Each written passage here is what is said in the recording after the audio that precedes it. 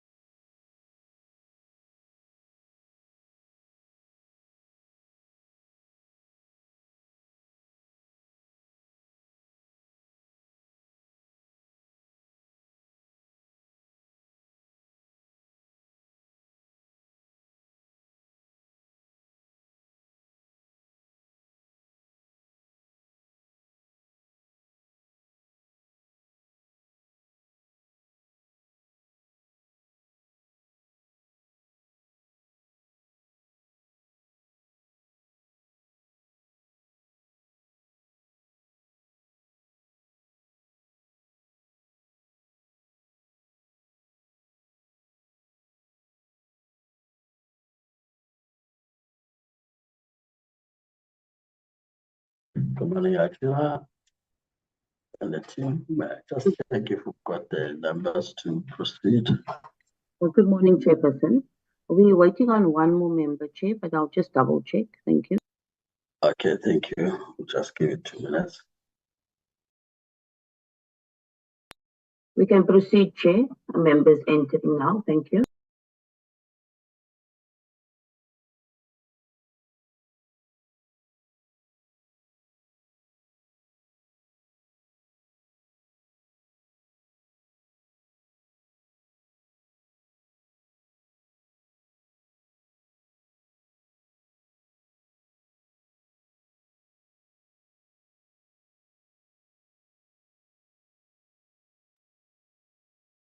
Good morning, honorable members, to the minister, deputy ministers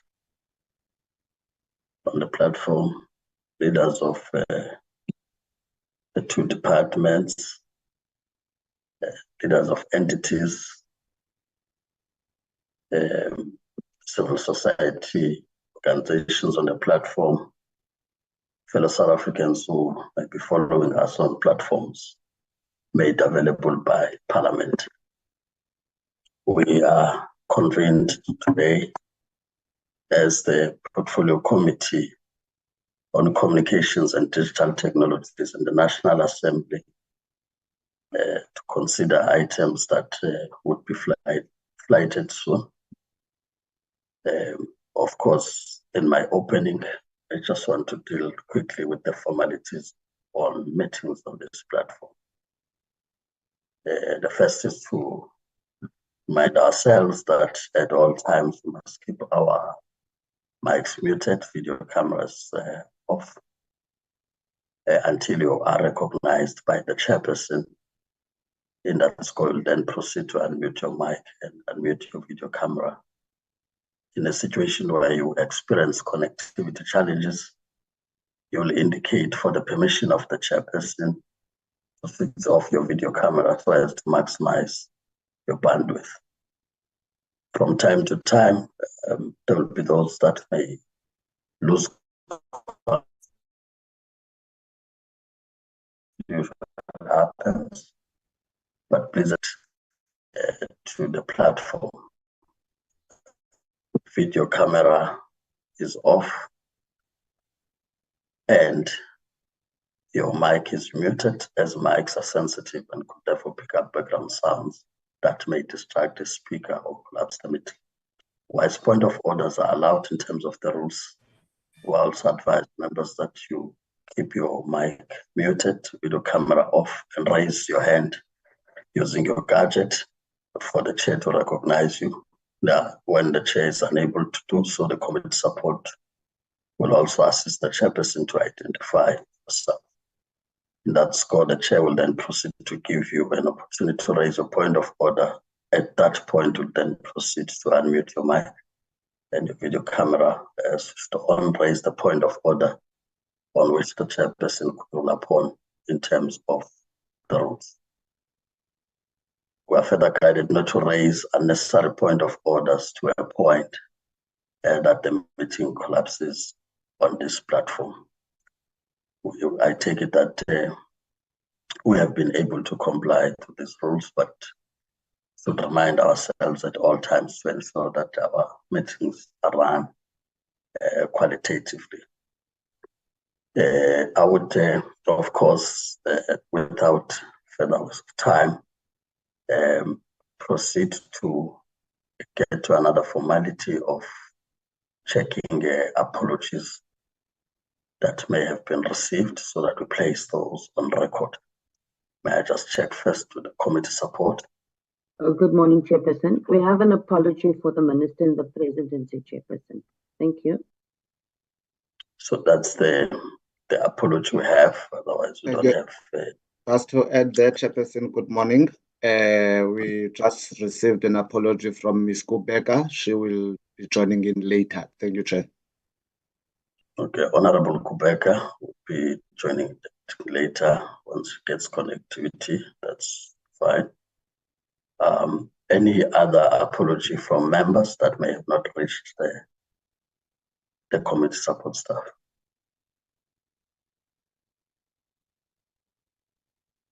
No apology. So the members, we are fine.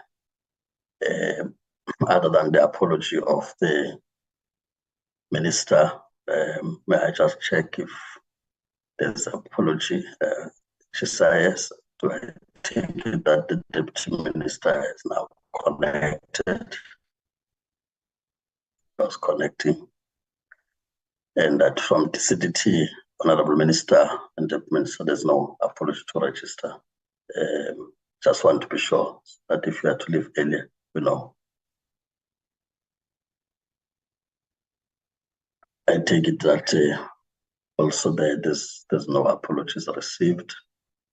Like I said, we are now welcoming you to the meeting.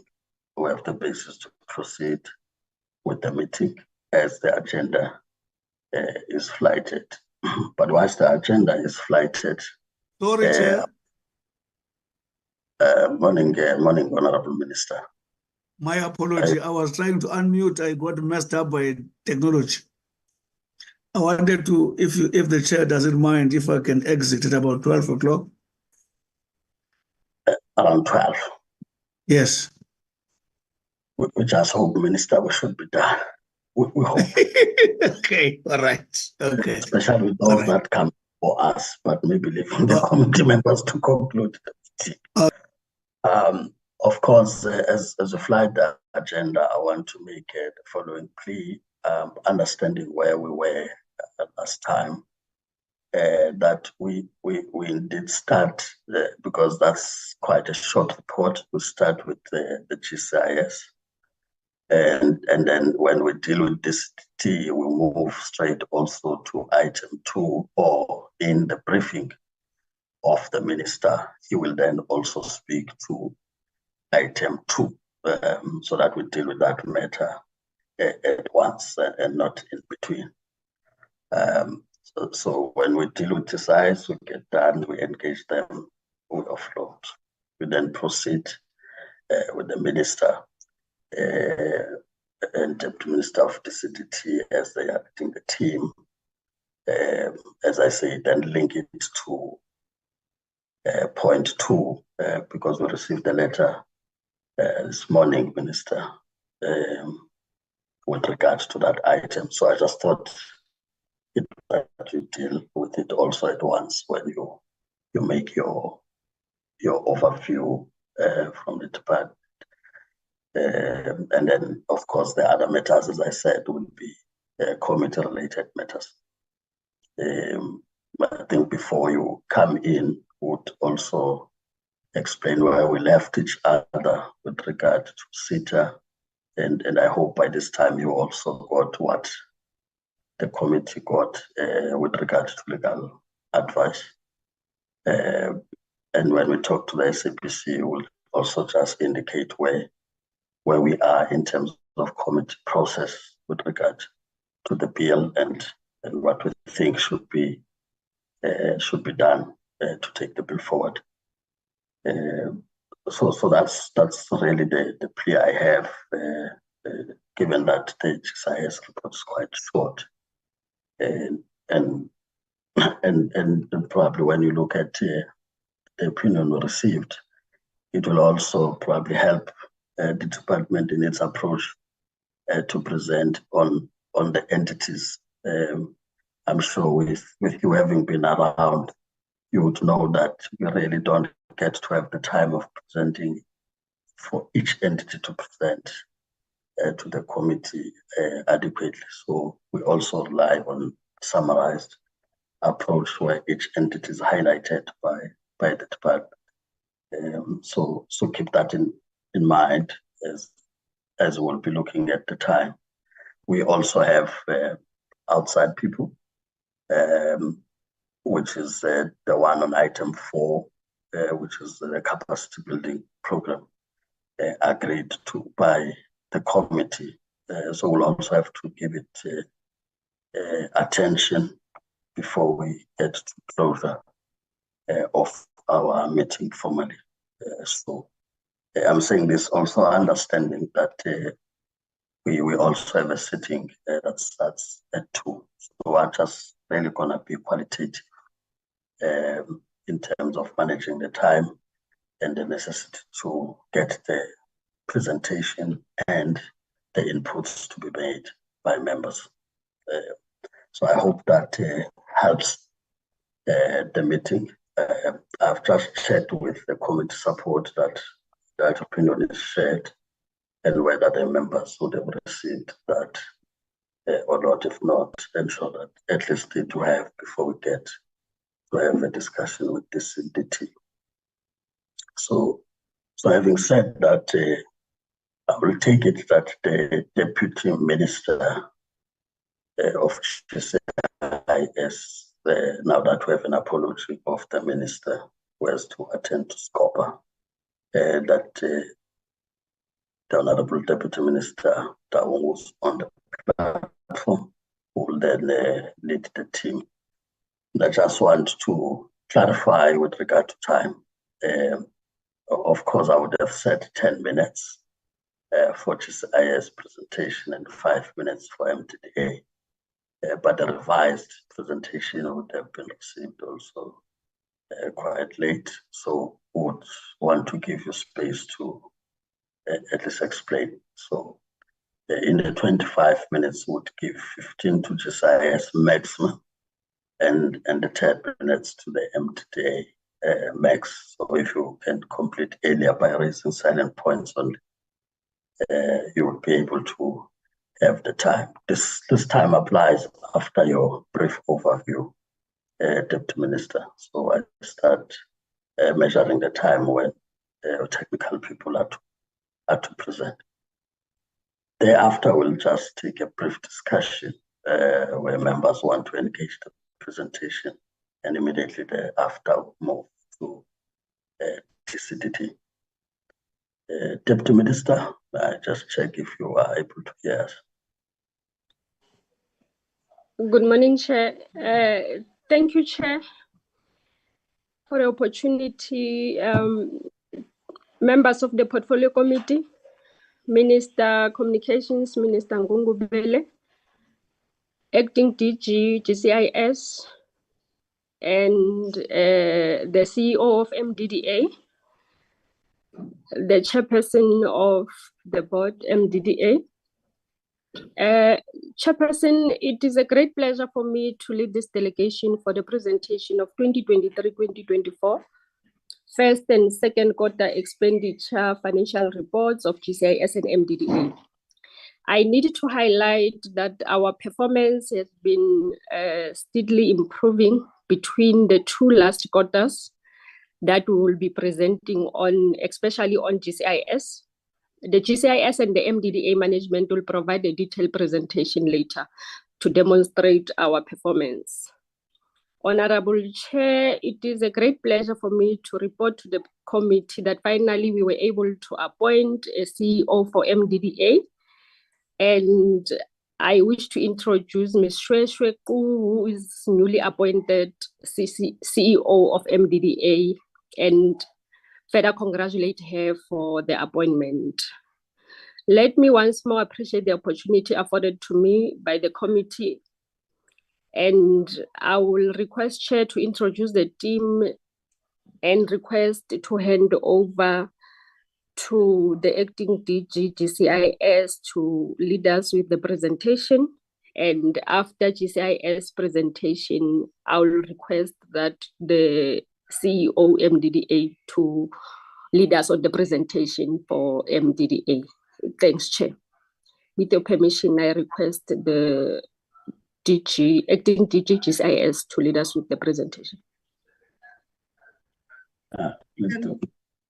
Thank you, DM. Good morning, Chair. Good morning, honorable members, the ministers, the board members, and the colleagues. I'm trying to load the presentation, but it doesn't give me the rights. Let me see. Yeah, you've been given so, right? Thank you so much. Chairperson, first of all, I'm gonna be sincerely apologizing for providing the updated presentation very late. However, the changes are not that material, Chairperson, and I hope that we will be forgiven for the late submission. The presentation is all about, Chairperson, also I kindly request to switch off the video so that I have stability in the network. Please do. Thank you so much.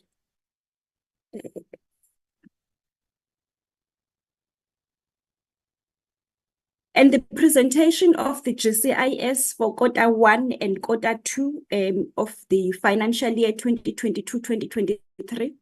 Sure, I don't know why it's not moving now.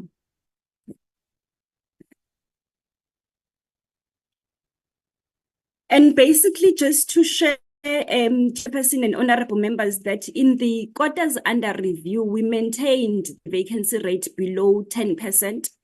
And just to highlight that also the changes in this presentation are that we had to be specific to say we are talking to the period under review, because after quarter 2, things have changed. Despite the severe financial constraints that we face as a department and the evolution in the communication environment, we find innovative ways to expose and capacitate our workforce through available free online trainings, whilst with the limited budget, we ensure formal training. And we continue also to develop the digital transformation strategy, which is part of our APP, so that we are able to guide the department into the era of digital transformation as we continue to operate. That will improve efficiencies as well. And we continue to make the best use of available platforms and products to share the information on the implementation of government's priority campaigns. The honorable members will remember that in October 2020, Cabinet approved about 7 key communication campaigns of government, of which one of them was the COVID-19, which has sort of taken a back foot. But also some of them are being led by the departments themselves. And therefore, as GCIS, we focus more on economic reconstruction and recovery plan, the anti-corruption strides that government does, and the gender-based violence and femicide interventions. And we communicate activities during the reporting period. The communication activities during the reporting period were more around influencing coherence of messages and proactive communication with the public about the government policies, plans, programs, and achievements. This took a stand against the fact that most of our communication was more reactive communication, whereby we respond more on the issues on the ground rather than to create a narrative whereby as government we discharge our mandate of having to ensure that the public is informed of government programs. And we continue to support the district development model as a department, and particularly to ensure that we also not only provide support, but we also get to hear the voices of the people from the ground, so that we have a way of evaluating the impact of the programs that we implement as government. I will quickly then run to the actual performance of Q1, whereby we had a total of 38 targets as a department. We achieved 29%. We did not achieve 9%, which then translated to 76% achievement of the targeted performance for Q1. And in making a comparison over the past, making a comparison in terms of the programs performance, in administration, we achieved 60%, in content processing and dissemination, 73%, intergovernmental coordination and stakeholder management, 91%. That's where we focus more on face-to-face engagements, because that program is mostly run from the district and provincial offices. And this all translates to 76% of our performance. The targets that we did not achieve in Q1 for Brand 1, there was just one target that we did not achieve. We wanted to upgrade the bandwidth for all our provincial offices so that we improve efficiencies in the operations of the systems. We managed to only upgrade for only 7 provinces, and for Free State and Western Cape, we couldn't, because we realized that where our offices are situated, we didn't have access of fiber, and therefore in the process, in terms of corrective action, we had to request SITA to assist us to provide the upgrade in the current copper lines. Also, we had targeted to spend 20% of internal budget on designated groups and or locations, which is your women, your youth, your people with disability, your rural and township and enterprises. In this particular one, it's not like we didn't achieve per se, it's just that we are utilizing an IT system to collect the information. And therefore, there were challenges with the IT system. And hence, we reported 0, because we couldn't say we have reported, whilst we have said our mode of reporting will be the IT system. We also had to, for Q1, to update 5 pages per day to reach about 54 million page views on our managed government website, which is the www.gov.za, and also the other government departments, including GCIS websites that we manage. We achieved the part of the updates of the pages because we exceeded by 15, we updated 20. However, the reach of the people themselves that we wanted to reach, we fell very short by, we managed to only reach 12 million people instead of 54 million people. And we also wanted to improve the engagement rate on our social media platforms, and that we maintain not less than 180 million screens on a minimum of 20 posts per day. And the engagement rate for us is very important, because that's where people, they get to pose some questions as well, and we had to respond.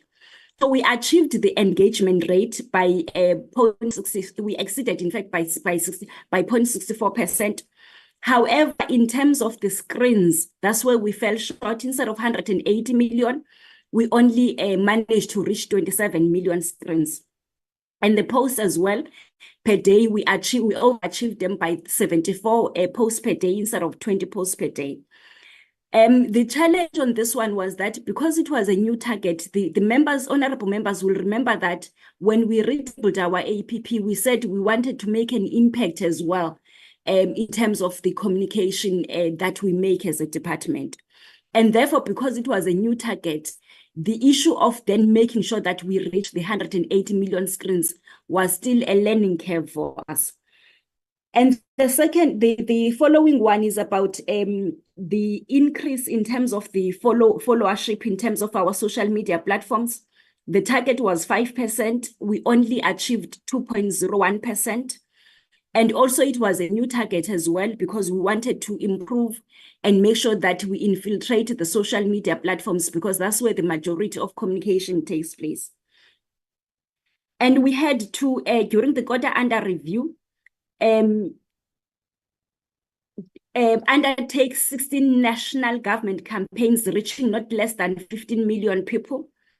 We managed to only do 4 national government campaigns, and they were only reaching 3.9 million people instead of 15 million people.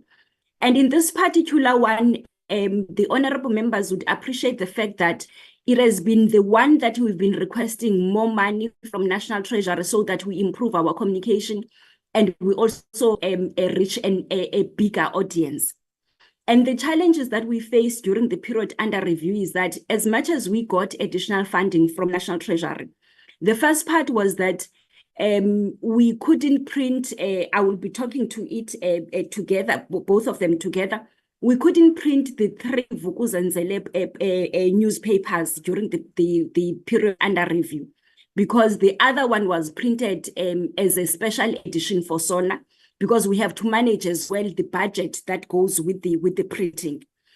And therefore, it made us to reach less because we couldn't communicate those key communication campaigns like the ERRP, the GBVNF, and the anti-corruption interventions. But also on the same, which is why we couldn't reach the 15 million, was the fact that we're still undertaking procurement processes on other platforms that we wanted to utilize so that we reach the 15 million people. For an example, the TV programs that we wanted to run as well, and the community radio programs that we wanted to run, and the community TV programs that we wanted to run. And we also had to provide 2 performance review compliance monitoring reports of the 2 entities that we have. We submitted one because the other one, we still had issues that we were checking with the entity itself, and therefore there were delays in terms of the submission to the minister. However, it was later submitted. In the period under review as well, we wanted to have an engagement with the head of communicators, both in provincial and national departments. We didn't have the engagements because we were still also working on our APP during the period under review. You'll recall that we retabled in May. And at the same time, we didn't want to have the meeting for the sake of ticking the box. We wanted to ensure coherence across the system. And in comparison of the performance for Q1 for the financial year under review, the honorable members will realize that we have since dropped the performance, but it was merely because of the new targets that we were still in a learning curve on them. But also it was more on the fact that the APP itself, we finalize it and table it in May. So we have little time then to achieve the set targets. I will pass through this one, which is making a comparison in terms of each program over the period, and move straight to the budget. During the period under review, we had a budget of 750 million, and we spent 179 million, which translates to 23.9% against the linear target of 25%. And it is basically because some of the targets were still under development during the period. And on Q2, we had 39 targets. We achieved 35%, which translated to 90%. And we saw an improvement from the learning curves of the Q1. And basically, I will run through the targets that we did not achieve. And this one is the repeat because we're supposed to do 20 posts per day to have a reach of 48 million screens for Q2. We manage the posts per day because that is in our control. However, in terms of reaching the 48 million screens as targeted, we underperformed. We only achieved 33 million screens. And Chairperson, it's the area as well whereby we are working on in terms of boosting how we better have more screens so that we meet the financial year target. And the second one is about the 13 million page views maintained on the GCIS managed websites. We didn't meet the 13 million. We only managed to meet the 11 million views as well. We are also initiating opinion pieces as part of the communication that we are providing to the public. And we were targeting to do 42 self-initiated opinion pieces, which we managed to exceed by 3 because we ended up having 45 self-initiated opinion pieces. However, in terms of publishing them, we only managed to publish 25. And this was because of the fact that the majority of them were technical in nature, and we needed the responsible departments as well to byline them so that the information that we produce and publish is credible. The last one that we did not achieve was to submit the draft green paper to clusters for approval so that we can submit to cabinet. The memo was submitted to the minister's office, and the minister directed that we will need to have a workshop as the department together with other communicators so that the policy that we want to develop, because it's going to be a long-term applicable policy in government, so that it's able to achieve the desired results, but at the same time, it also meets all the constitutional requirements, whilst at the same time, it's assisting and becoming an enabler instead of being a stumbling block in terms of the communication in government. And when we compare the Q2 performance for the years, whilst Q2 has dropped to 90%, however, if you compare directly with the performance of Q1, which was 76%, we are seeing improvement in terms of the performance. And we have put plans in place to ensure that by the end of the financial year, the performance, it reaches what has been targeted. And in terms of the financial expenditure, we had 750.7 million as a budget for the year. We have spent 367.3 million, which is 48.9% against the linear target of 50%. Chairperson and honorable members, despite us as a department experiencing serious budgetary constraints, we continue to use the available platforms to communicate and make sure that the information that we provide to the public is accurate, is timely, and is accessible. And we continue to, as we speak, monitor our progress in terms of the set targets on a weekly basis so that we ensure that the performance is improved at the end of the financial year. Thank you, Chairperson.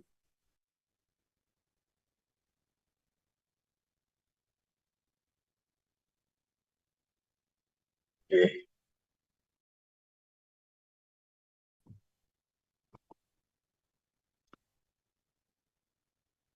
Chairperson and honorable members of the committee, is the chair of the board of MDDA. If you will indulge me, Chairperson and honorable members, just firstly to recognize the minister and deputy minister on the platform. But firstly, just to thank you, Chairperson, and the committee for the support they have provided to MDDA in respect of processing an appointment of the members of the board that were outstanding. I've been assured by the executive authority, the minister, that the letters are on the way and those members will join us in due course. Chairperson, may I as well take this opportunity to thank Ms. Nomkosi Peter, who acted and stabilized the organization in the intervening period when we didn't have a CEO. And in that time, which is the reporting period that we are speaking about today, the organization was voted the best employee wellness and engagement program. Also, Chairperson, let me, if you will allow me, to thank the acting DG of GCIS for her support and her team in the process of the appointment of the new CEO that was announced by the minister, and she will be taking the platform after me. But just quickly, Chairperson, just to indicate that the organization has progressed quite steadily from Q1 to Q3. We obviously are reporting on Q1 and 2 right now, which is really due to the timing difference. But for Q1, we were sitting at about 67% of the performance, and Q2, 70%. And as we sit today for Q3, it's about 75%. I'm cognizant of the fact that we are already at Q4, and I can assure the committee and honorable members that the performance of the organization is tracking towards the desired outcome that we have set ourselves into. I would immediately ask the CEO, who is accompanied by the CFO, to really just give the highlights in the report, because the report has been submitted, and I'm hoping that members have immersed themselves in the report, and then we can take questions after that. CEO. Thank you, Chairperson of the Board, to the Chairperson of the committee, and the Minister and the Deputy Minister. Thank you very much. Before I commence, I'd like to request for permission to be able to share my screen to be able to take us through the presentation.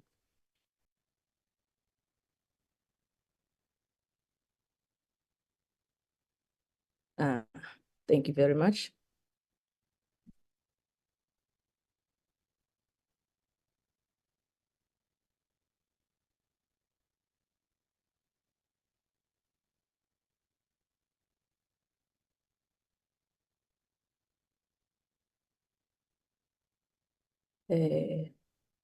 If you will, pardon me, I seem to be having a challenge with my screens at this point, but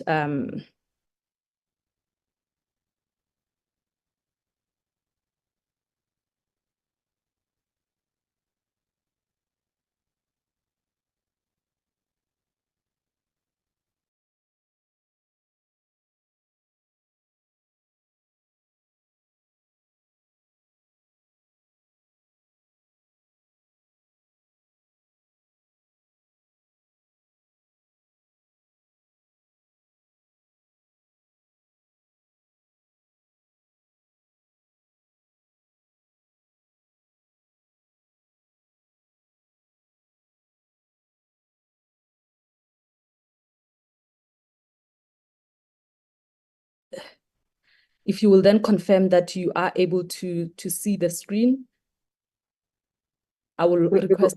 We're able to see the screen. Thank you. Thank you very much. I would also like to then ask that I please take off my or be off camera. Please. Thank you very much. I will first start by looking at the overview at the Q1 and as well as Q2. The organization had showed a vacancy rate that was higher than 20%. I am happy to, however, say that with the appointment of the CEO, that being myself, the organization has significantly improved in this area. And in that, when we present the next report for Q3 and Q4, our vacancy rate will be standing at just under 9%, which would be a significant improvement. Looking at the programs that we have ran in the period under review, our highlights is that we launched the 20-year celebrations of the MDDA, kicking them off in the Eastern Cape.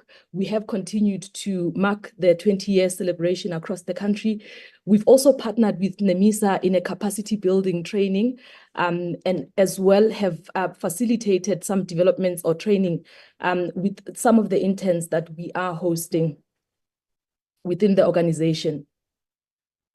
Now, looking at Q1, as the Chairperson of the Board indicated, we had showed a 67% where we met our target against the APP, and the areas where we struggled were three areas or targets that we weren't able to achieve of the 9 that were set, and this is in the grant seed and funding.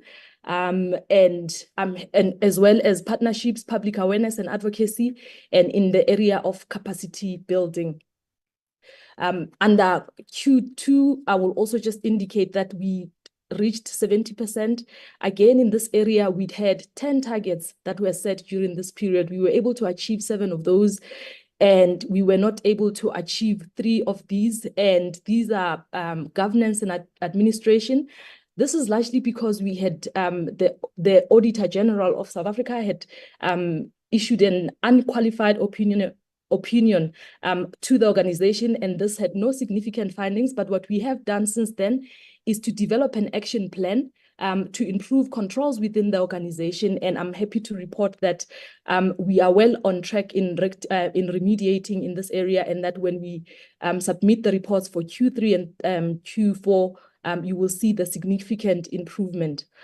The other area where we had not been able to meet our performance indicator points relate to the area of monitoring and evaluation.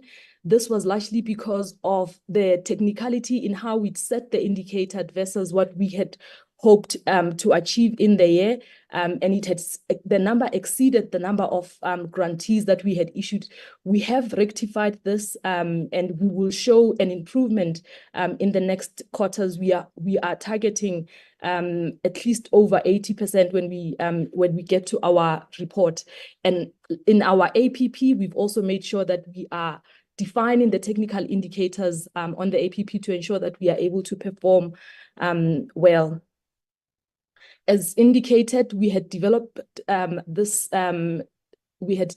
action plan to be able to address the issues of the unqualified audit opinion. I would like to then just whiz through some of the slides here, and only just focusing, as I said, mainly on the issues or the salient points, as the chairperson of the committee had said. As indicated, we weren't able to reach the number of monitoring reports which we had hoped to generate in the report in the period under review. However, we are going to see improvement in the coming Q3 and Q4, and we'll certainly have this improved going forward or moving forward. Chairperson of the committee, honorable members, as well as the minister, we are also looking and have strengthened our partnerships and public awareness and advocacy. We have developed opinion pieces and have engaged with stakeholders and have done media engagements to ensure that the work of the MDDA, as outlined in the MDDA Act, is promoted throughout the sectors that we are working and partnering with.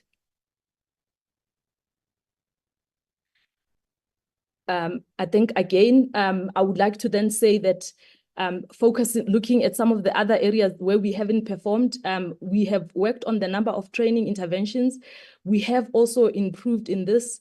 The trainings did not take place in Q1 as we had hoped for, but in Q2 we were able to again recover and carry out those trainings. So when we report this area again, we'll be showing improvement because, in fact, as we report at this present moment, we have since been able to achieve or have done these trainings as we had set. I would like to then just call onto the stage the CFO as I whiz through some of these areas. I think the chairperson of the board had spoken largely on the issues relating to the board members and awaiting the confirmations, the confirmation letters from the minister to include the new members of the board. CFO, I will keep the presentation on. Over to you. Thank you very much, CEO. Good morning, all protocols observed. I will jump straight to Q2 financial performance because it's year-to-date a performance which will include both Q1 and Q2. In Q2, we collected revenue of 58 million against 54 million. For broadcast funders, that's mainly because of we receive most of our funding from broadcast funders in Q2.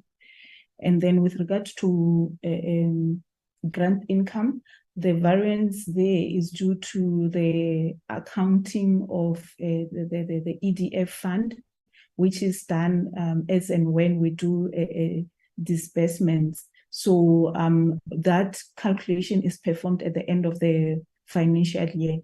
And then interest income were a little bit low because we had anticipated to receive more interest from the short-term deposits that we have with the Reserve Bank.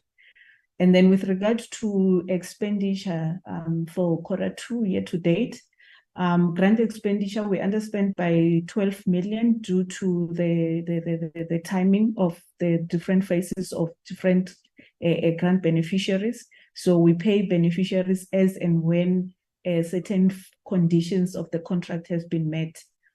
And then with regard to admin and board costs, it's mainly due to the additional meetings in board meetings that have been held.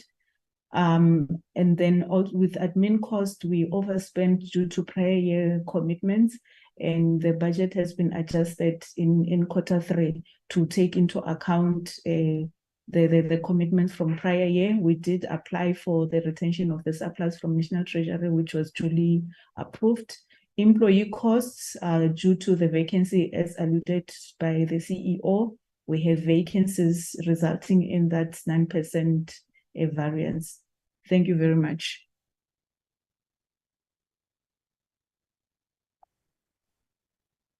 Thank you very much, CFO. I will then move to the concluding remarks.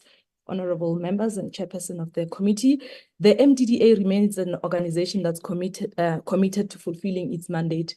While we note that there were challenges in Q1 and Q2, as indicated, there has been performance and improvement. We have caught up, and in the next reports, we are going to show an improved percentage over 80%.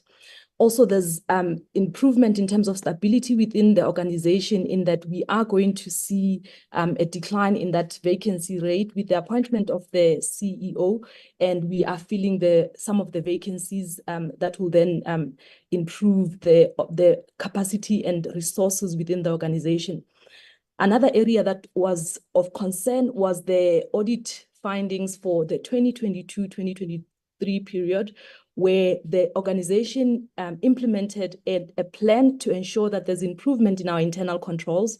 And the CFO has been working in ensuring that we follow up on the plan that we had set, and we are hoping for a positive outcome in the upcoming financial year of 2023-2024. Thank you very much.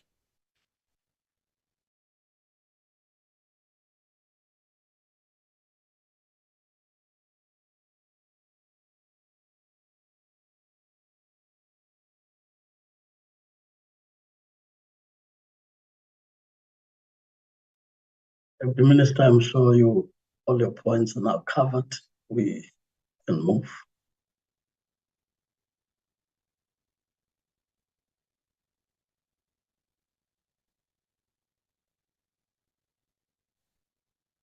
Deputy Minister, any point you'd want to make in concluding the presentation?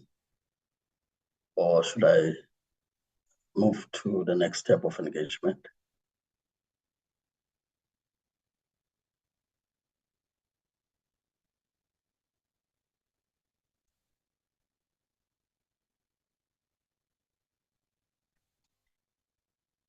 I will then proceed to check if there are members who would want to engage with the presentation, to raise their hands, and that I recognize them in that way. The hand I see on my side at the moment, it's Honorable Mazone. I will then ask you to proceed. I will identify other hands as they come. The Honorable Mazone. Thank you very much, Chairperson. I ask for permission to keep my video off because of connectivity issues. Please proceed. Thank you, sir. Thank you very much, sir. Good morning, and good morning to the boards. In having a look at these two presentations, Chair, once again, I don't think enough time has been given to us, and we won't be able to fully interrogate the boards as much as we'd like to. So we have to do what we can with the little time that we have available to us. But it's starting to become glaringly obvious that these entities are taking up huge chunks of the fiscus and the financial sort of, how can I put this politely, the financial allotment that is given to the Department of Communications, where other departments that serve critical roles in the daily lives of South Africans are now becoming seriously put at risk. Now, I'd specifically like to start by looking at the Department of GCIS. And I have to say, I'm not surprised that targets were not reached in terms of how many South Africans crossed paths or interacted with GCIS, because I think that if you ask the average South African on the street what GCIS is, they wouldn't know. And one has to ask the question now, is it really necessary to have a department such as GCIS when each department in government has its own communications sector? They do report and they do communicate by themselves. So, you know, really, what is the necessity? So I have to look at a recent media articles and recent information that came out telling the South African public that a series has been developed by GCIS highlighting government work that has been done. And it's, to me, a little bit coincidental, and maybe too coincidental, that this project that will top just over 7 million rand is done during an election year. And these programs are set to be aired at various times during an election year. So, Chair, I'm wondering if the GCIS could explain to us how they intend to really reach more South Africans, how they intend to fairly and equitably report on government activities across the country, and how are they going to address success stories? So we're going to hear stories of success, or are we going to hear the stories of failure as well? How are we going to ensure that it is a balanced and fair representation of the current state of government, and specifically government departments? But Chair, I do think that the numbers that we're now looking at are quite high. And while we've said in the past that these departments are underfunded, one has to now ask, are these specific departments still required in the communications and digital technology space that we now exist, given the fact that all departments of government have the ability to communicate by themselves? Then in terms of the MDDA, I'm very concerned as to the lack of the ability to report in the Free State and Gauteng, and I'd like a little more explanation with regards to that. If spectrum was able to be received throughout the country, why not there? And Chair, my last question is, given the fact that we now head towards the end of this particular term of Parliament, how will the MDDA see themselves putting together their handover report to the next Department of Communications? Because we have quite significant reporting on Q1 and Q2, but Q3 and Q4, I think we'd have to agree, remain lacking in the very nuts and bolts that we require to interrogate the report. Thank you, Chair. Thank you, Honorable Matswana. I must check if there's any other member who would want to input. If not, we'll then allow GCIS and MDDA to respond to you, Deputy Minister, you'll give an indication on whether you come in earlier or right at the end. Over to you for response. Chairperson, thank you. I will request Mr. Michael Curran to come in, then I will follow after him on issues that he would have left out. Thank you. Michael. Good morning, Honourable Chair and the honourable members. I'm just going to show you the face so that you know it's not a cyborg, and then stop the video. Firstly, Chair, thank you. It's wonderful to be here again, and I really wish to convey sincere greetings to the Honourable Minister of Communications and Digital Technology and both of our two deputy ministers, leadership of the board, Prof, and the team and colleagues, and of course to yourselves, the honourable members. I'll kick off, Honourable Mazoni. Thank you so much for obviously a very relevant question. And it's always, Honourable Mazoni, colleagues, members of the Portfolio Committee, it's always an iterative process as you build a government communication system. The premise of GCIS is that when it was set up, it was intentionally designed with a central coordination, harmonizing coordination structure with certain platforms and products of its own, and a decentralization within the national, provincial, and local sphere. So Honourable Mazoni, Chairperson, we call ourselves a system. And obviously the point you make is how do you strike a balance between what the capacity and functions of a central system are versus the peripheral system. So Honourable Mazoni, one of the things you may remember from our presentation at the APP revision in May, and it's quite a direct and clear vision of our current minister, is that our role is not to necessarily be always in the front line. So a lot of the work you see, Honourable Chair, honourable members, in departments, in different communication units, we were instrumental in the coordination and management of that work. So hence Nomonde's opening slide about the coordination role and the coherence role in the last semester. We've really put a lot of effort into strengthening that. So firstly, we are envisaged as a system. The system works very optimally together. Well, not always. Obviously, members know that we've always had one or two curve balls. But I must say, in the last semester, we've seen an extraordinary improvement in the manner in which heads of communication, particularly nationally and provincially, are interfacing, because we have a much tighter integrated communication plan per cluster and per intergovernmental relations. So in other words, between us and certain provinces. The issue of our campaigning, I mean, we also extend appreciation to this committee. Honourable Mazoni, you know that we have said that we have platforms in the central coordination machinery. We had the book newspaper, we did have our digital platforms to amplify and extend the work of government. But when we did the revision of the NCSF in October, Cabinet said to us, look, we've done this consistent research, and we do the longitudinal research as GCIS, as you all have seen during your visits.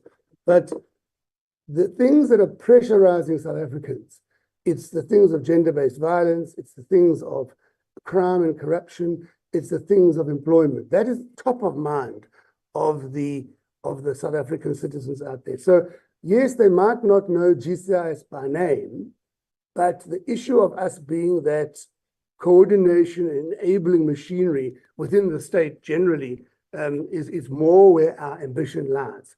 That doesn't stop us from trying to build up through, like Nomonde said, these revised indicators. Reho might elaborate. We haven't done badly, Honourable Mazoni.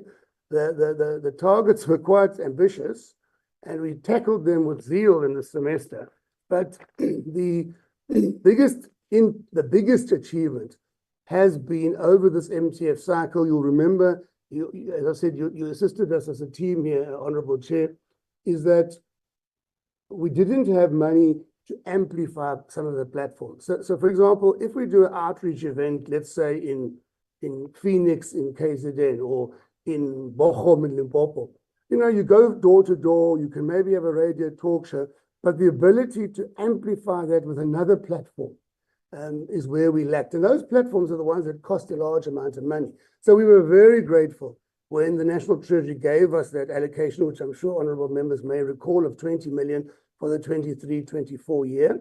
It did take us some time to do proper due diligence and to do proper procurement of the TV show. The TV show, for example, Honourable Mazoni and honourable members that the honourable member Mazoni referred to, it's a piece of developmental communication. And I mean, if you watch it, you'll see, Honourable Mazoni, some of the folks there, they're not very complimentary to us, you know. They've said, you know, I've battled to access government and this and that. So I honestly, as a practitioner of development communication, Honourable Chair, I think the show does a couple of things. Firstly, it complements and supplements the multiple platforms that we are building up, including strengthening our coordination function. Secondly, what it's doing is those critical areas of where do you get advice, the toll-free numbers, the kinds of behavior change we need in society, the call to action of men. I mean, if you saw that young man, Honourable Chair, in the program with our colleague Shoki from the Women's Ministry, speaking about the NSP, that young man came from a family background of GBVF, and he was very candid about what he thinks we're not doing well and what he thinks, A, they can do better, and secondly, what role partners in civil society play. So I think the advantage of that, the timing, obviously, Honourable Mazoni, the point is noted, but I think in our response to the News 24 colleague, we did explain to him, he didn't entirely want to cover it. We did explain to him that, you know, the procurement and the curation of a developmental communication show is a bit different than if you just go for like making a PR, you know, you put actors in there and you script them and they read off a show, you know. This show had to be curated with people who are willing to tell their story, like the sister who had that extraordinary, brutal experience of gender-based violence, you know. And then you work with that crew, and it's been a very intensive process. So in summary, Honourable Chair, I think for us, it's that trajectory that we've been sharing with this committee, and I reiterate, as this committee, you have constantly affirmed the need that communication is not well budgeted for. Secondly, we've tried to work in a multimedia system with all the platforms we have. So, for example, there were outreaches in villages about GBVF combating it, youth employment workshops in town halls around the country. The book newspapers covered it, but that now we've had that added advantage of having in this end of term period. I mean, they didn't give it the 20 million in the first 5 years. We only got it for 23-24. Obviously, might comment on where we are for 24-25. We've had a significant cut. So we would want to hopefully be able to roll out into the next MTF period the similar kinds of coherence and convergence between our platforms. And we are doing more, Honourable Chair and members, to deal with the platforms related to digital, and it's a daily work to improve that. So I hope that assists in a way, Honourable Chair, Honourable Mazoni, for your question, and Sister Monda, over to you. Thank you. Thank you very much, Michael. Honourable members, I think I just needed to clarify that the difference between GCIS and the other communication of the departments is that the departments themselves, they focus on everything and everything that is happening within them, whilst GCIS communicate on key government cross-cutting matters, whereby there is a number of departments that are involved in a particular issue. And we also are responsible to coordinate the whole government system, which includes your SOEs, your local government, your provincial government, and your national government. And therefore, there's always a need for a coordinator or an enabler to ensure seamless communication and coherence, similar to the fact that we had the Department of Public Service and Administration.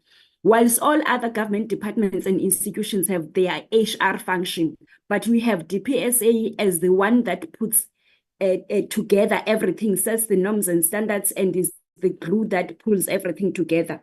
So as GCIS, we are similar to a DPSA, whereby we have to coordinate the whole government communication system, because at the end of the day, there needs to be a center that enables seamless, coherent, and timeless communication, particularly with the fact that it is a mandate that is stipulated in the Constitution that we should be communicating as government.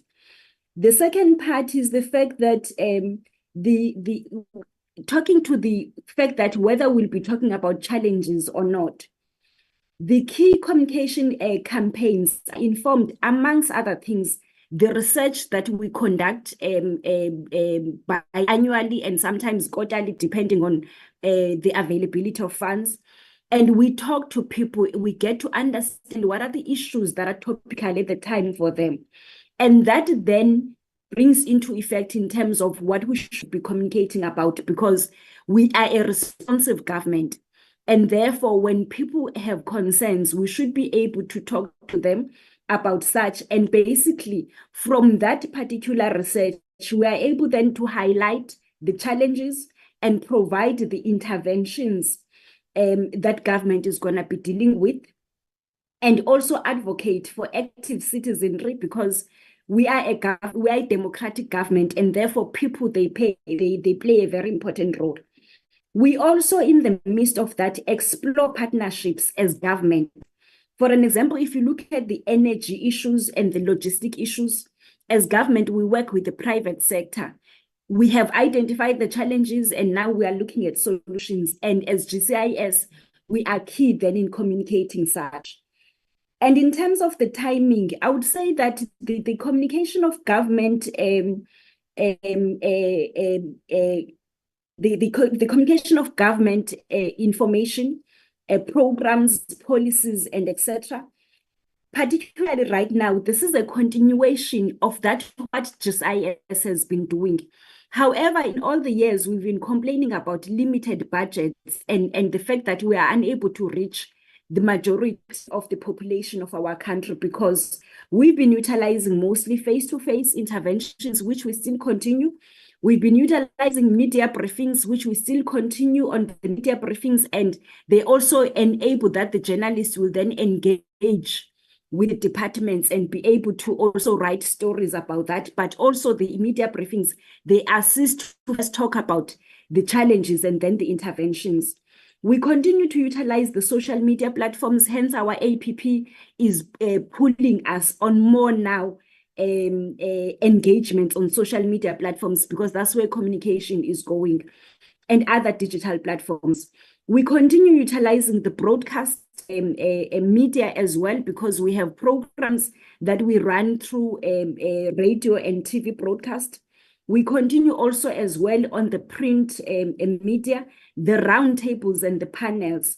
I think the fact that this particular video is causing concerns, it is because in all the time, all the interventions that I've mentioned, the media briefings, the face-to-face interventions, the social media, other digital platforms, the broadcast, the print, the roundtables and the panels have been existing. The only thing that we didn't have was whereby we create our own advertiser fund program, so that we increase the number of people that we get to reach in other platforms. So basically, this one was just a transference, if I can say. We transferred that what we were already doing to a different platform. Hence, we wanted to have a higher reach. And in a nutshell, Chairperson and the honorable members, I would say there is a reason for GCIS to continue to exist as a government department, so that there is a coordination of the whole communication government system of all entities and all spheres of government. There's a need for GCIS to continue to exist, because in areas whereby there's cost-cutting issues, there need to be just one voice that is communicating on behalf of government. And also to say that GCIS becomes responsible to deal with the cabinet, should I say cabinet spokesperson, or communicating cabinet decisions. And therefore, there's not any other department that can do so except GCIS. Thank you, Chairperson.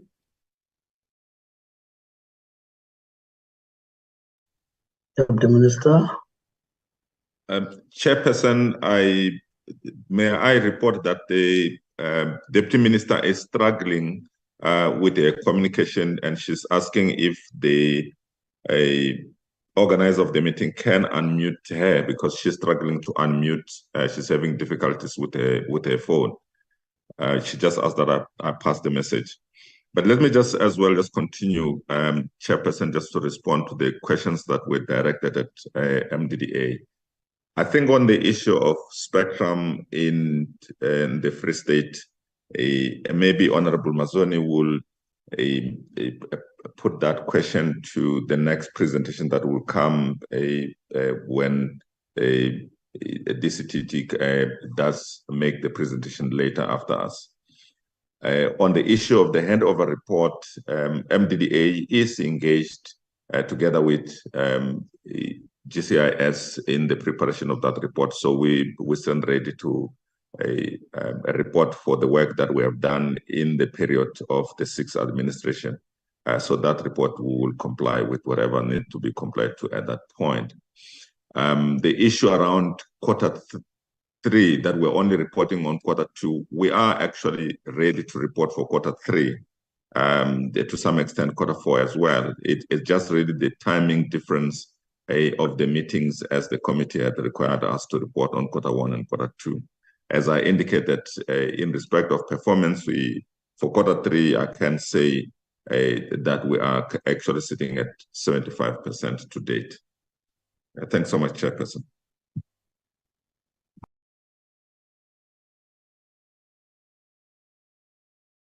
The Deputy Minister sorted. Yes, Chair. My apology, Chair. Thank you, Chair. I think, Chair, on GCIS, the acting DG, she have already answered the questions that were raised by honorable members, including the MDDA. The MDD Chair have touched all the response regarding the MDDA's questions.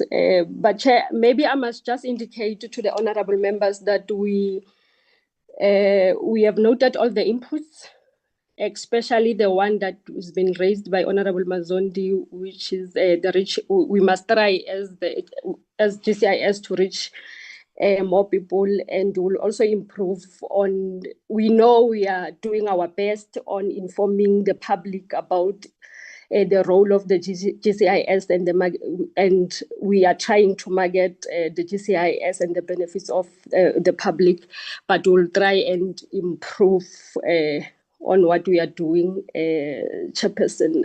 Thank you so much.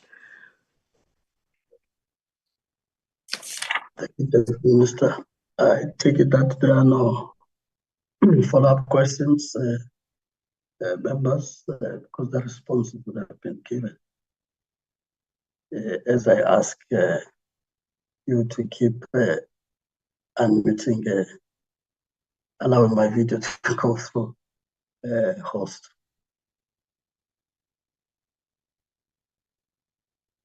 As I said, the questions would have been asked to honorable members and the responses would have been given. So that at least there's clarity from this point that the concerns raised by Honorable Mazoni that have been responded to are not in any way to say that the committee does not support the work of GCIS and its existence in that scope.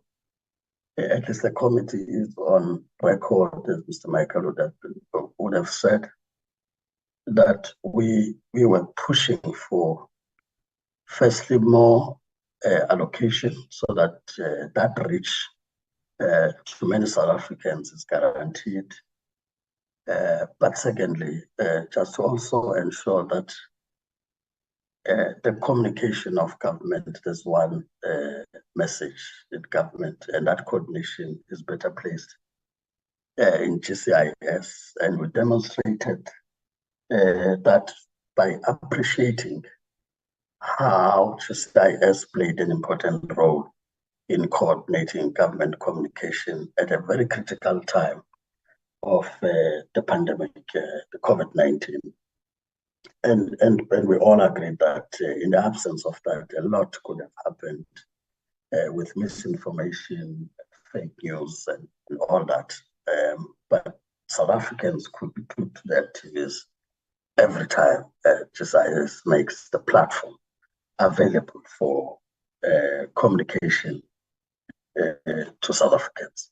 So I think that's very important to always keep up. Instead, as the committee, we should really support their strides to ensure that indeed, whilst we may have these other communicators, but that the coordination is not compromised so that government communicates effectively to South Africans.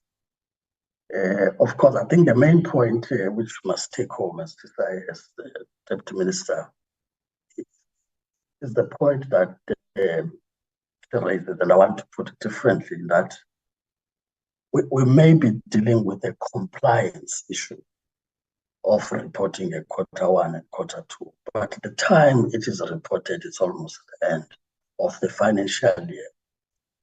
So from a point of proper oversight, it helps the committee to be given at least a balanced state that, yes, this is a compliance issue, but this is where we are as we speak, and therefore those matters would have been addressed by the end of this financial year, which then makes it easier even for the next administration to know that those matters were indeed closed by this administration, because the end of the financial year will still fall within this administration. So I think that's something not only for ourselves, but even other reports that we get to consider.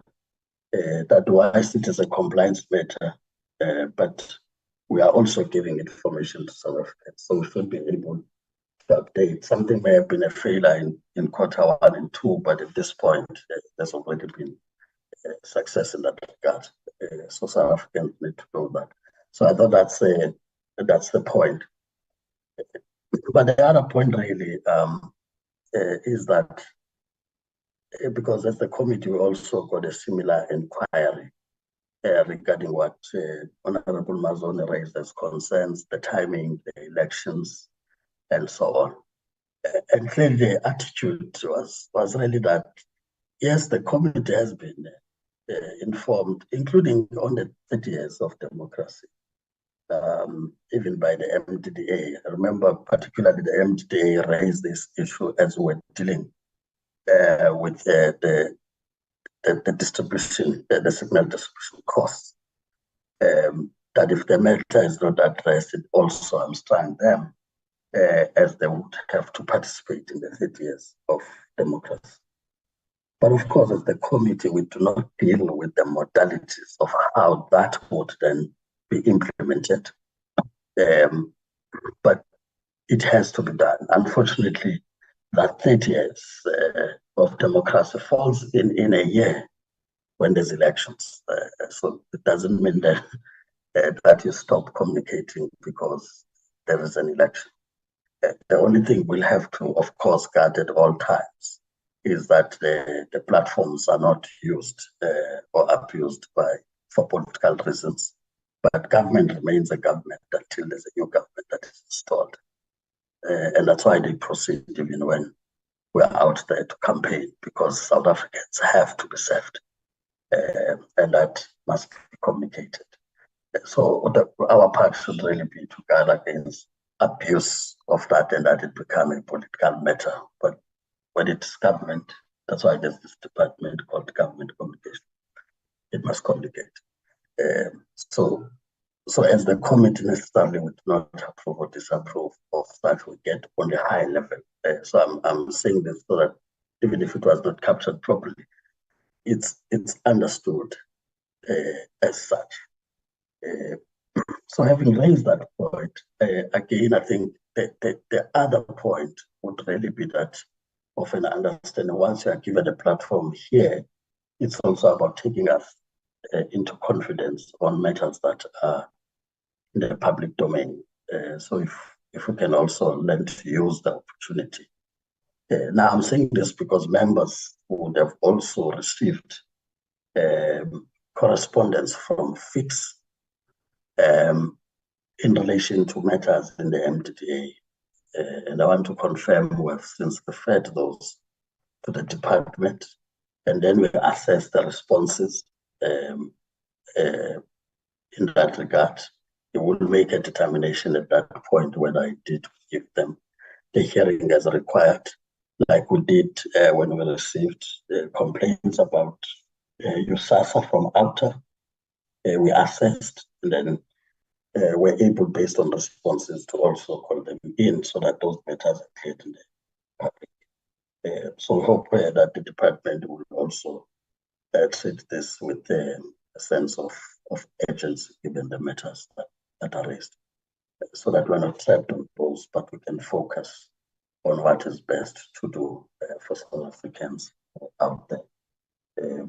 So that will be the way to conclude on this matter, as I would be inviting the Communications and Digital Technologies Ministry to lead its delegation. Of course, DM of GSIS and your team, if there are pressing matters that you would want to attend to, you'll still be free to offload. But if you so want to stay, it does no harm. It's part of understanding better what the committee does. But otherwise, you are not really compelled to stay on the platform having completed your part. So thank you for that. May I just check if the CDT minister is able to hear that we are now getting to your platform. We can see you now, Minister. I hope you can hear. Yeah, yes, I can. Now we can hear you. I can hear you, Honorable Chair. I'm not sure if you hear me. Yeah, we can hear you clearly now, Honorable Minister. You want me to get to the platform? Yes, you're welcome. Thank you. Thank you, Honorable Chair. Greetings to yourself and honorable members of the Portfolio Committee.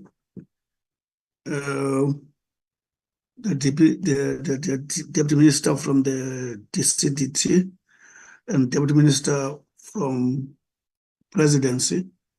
Thank her for the leadership she has demonstrated. I've been learning as they proceed. Welcome the new CEO of MDDA. Thank you very much, Honorable Chair. Honorable Chair, we are here as directed by yourself. You will guide, because we have already made a request that if the committee can so indulge, that the turnaround plan has actually moved significantly, but to a point where it has not yet been presented via me to proceed to yourself. We are very much anxious if it can go directly to you without doing that. It's been a lot of work that has been done, but you'll guide there, Chair. But having said that, the department, as it is at the moment, on the third quarter, it has been able to be at 79, which I'm sure the details of that at the right time will come to yourself. First quarter would have actually given us 69%, and second quarter less than that, 58%, but improvement plans that have been introduced would have given us 79%. Maybe just to highlight some few issues, Chair, that we are trying to ramp up the digital economic master plan, which I found in the department, which we thought it's not correct to try new things when what you found has not been implemented. So we're trying to unfold that.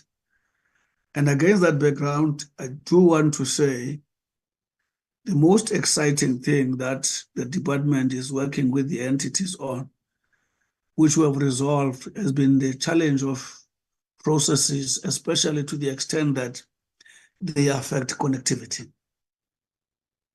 And I think we've been able to correct those because implementers on the grounds have always been ready to implement, but they were challenged by a number of bureaucratic issues which delayed the process. But when we're able to undo that in 2 phases, I think around July last year and the beginning of this year, we have seen connectivity moving at a higher speed.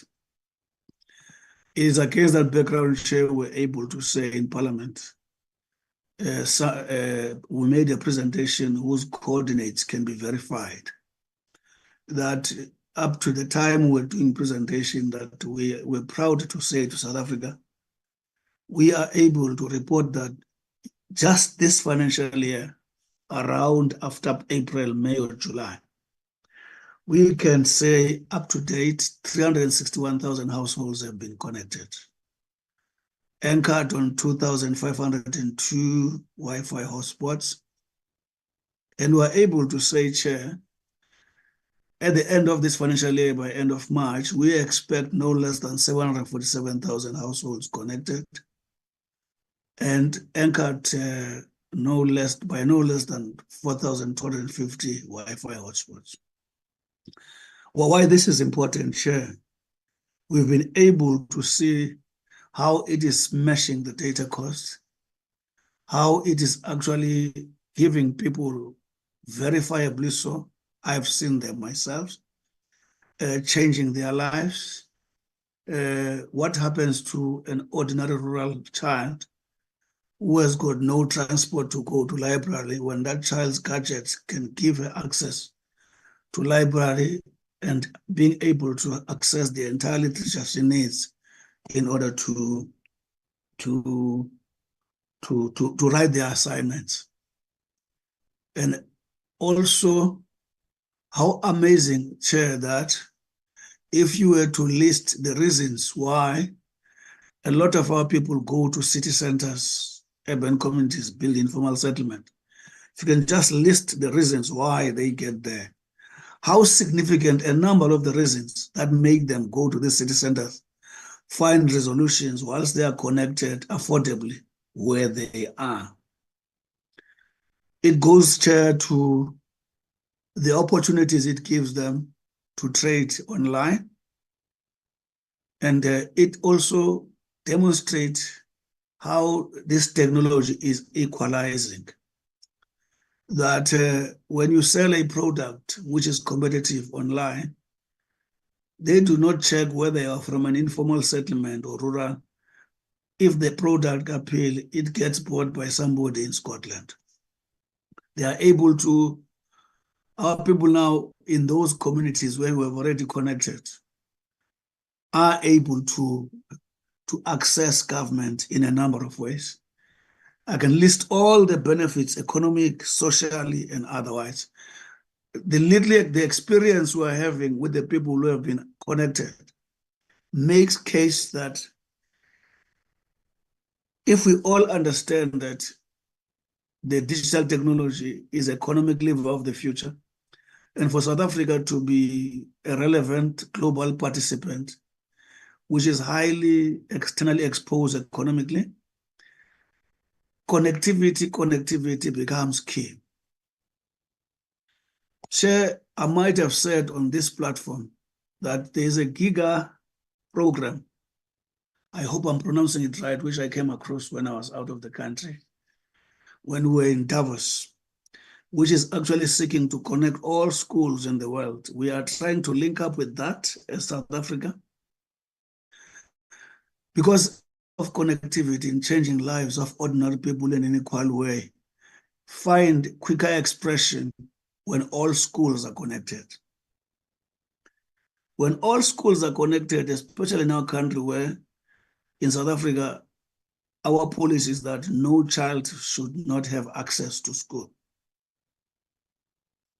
Now, having all kids connected, attending school, and all schools connected, it means the equalizing opportunity for this technology finds expression, because poor kids get exposed so that going forward, we undermine replaying of the historic inequalities, because it must have said by all the experts and yourselves, Chair, that digital technology has got a potential to either worsen inequalities or end it.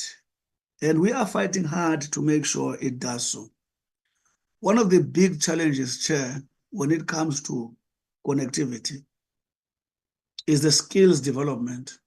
We might have said here, on the 26th and 27th, we met telcos and a number of other stakeholders in East London for 2 days to try to find how do we put our hands on deck together to move the skills development forward. Because if 75 million jobs are disrupted by this technology and 133 digital emerge, the biggest challenge we have as a country is how do we then train our people to access the online world and do it usefully.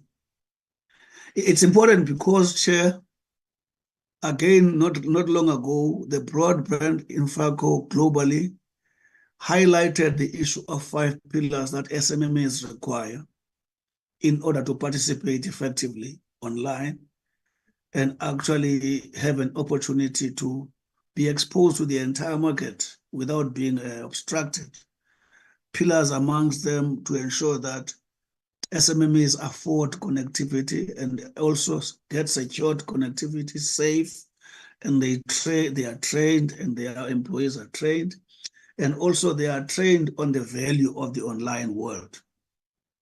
So you will understand, Chair, what I'm trying to say is that I'm trying to make a case for connectivity, and we have realized now that we will work with Treasury and engage all funders that if a lot of money can be put into connecting our people in a short space of time, a lot of challenges we're able to deal with. It is against that background I'm excited that we have actually made sure that those processes that tends to obstruct, undermine the ability of the implementers to implement have been resolved by the department. And on the finances, in as far as the department is concerned, DG will lead that. If I come to entities, the BBI has been doing well as far as I'm concerned, Chair, except that they had the challenges of financial sustainability and the network challenges because of the disconnection by Eskom. I'm excited, Chair, to report that because of ministerial intervention jointly between myself and the Minister Pravin Gordhan, those led by our DGs, we have been, the two institutions have been able to find one another. An agreement has been actually secured as a result, BBI being reconnected. And now we're looking forward to them reclaiming some of the clients who they can still find. I'm told that they can still find some clients. At the same time, the financial improvement are expected to take place in that regard. Otherwise, in terms of the connectivity, they are part of the program that I've already spoken about. We are very much excited with the ever top performance by Films and Publications Board, except that their new mandate online requires that they get more resources, something we're engaging the Treasury on. On the post-bank, Chair, you know the President would have signed the post-bank bill, and at some stage, 6th of September, if everyone remember the glitch, which through the appointment of the new CEO and her leadership, a lot of stabilizations have taken place.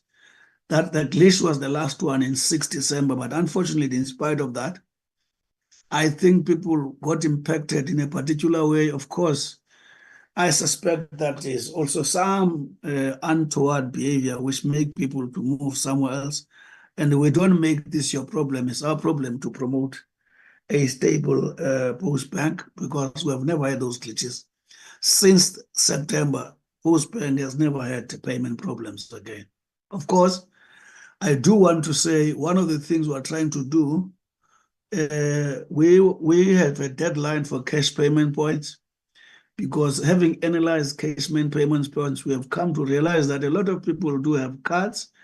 For whatever reasons, they do go to this cash payment point, and there are such a very few numbers in terms of the cost that is incurred to actually sustain those. What are the challenges of the post bank? Post bank had a variation notice. A variation notice, Chairperson, for simplicity is simply that if you are found not meeting some of the requirements that are minimum standard as that classified institution, Reserve Bank would say, until you resolve this deficit, you are not allowed to carry certain services. In other words, your execution, your service is varied. Now, once you get a variation notice, it means you must clean that. They are working hard in that, but it needs no less than 300. I think the CEO will correct a significant amount of money required to deal with that. And the other challenge the bank is confronted with is the adequacy ratio, capital adequacy ratio, the amount of money you need to make sure that a healthy ratio you require to deal with risk-awaited assets, in as far as how are you going to be able to deal both with established liabilities and those that come as potential risks. So we are actually, DG is at work with Treasury in dealing with that, because at the end of the day, we still are remaining Chair that, and we're very much resolved on this. There's still many of our people who are underbanked, many of our people who are unbanked. So this bank is not a luxury. It's neither a luxury nor a vanity project. There's a huge need in the financial sector. But for it to come there, it must not come as an entitlement because it's a state bank. We are working hard to make sure that it is an efficient bank. It is a world-class bank. It does not just bank for the poor. It also is able to secure deposit even from the elite because of its efficiencies. So those are some of the issues I wanted to say about post. Otherwise, I am happy with the work that the CEO is doing in a short space of time. There are some of the posts which they have already filled.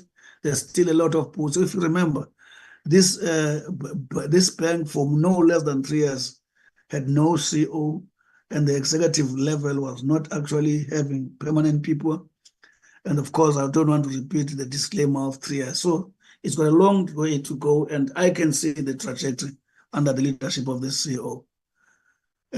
On SAPO, you will remember, Chair, that the cabinet would have actually given a go-ahead that in making a choice whether you rescue the post office or you allow it to liquidation, the consequences of both were measured, and the consequences of rescue became those that are better because the implications were very huge.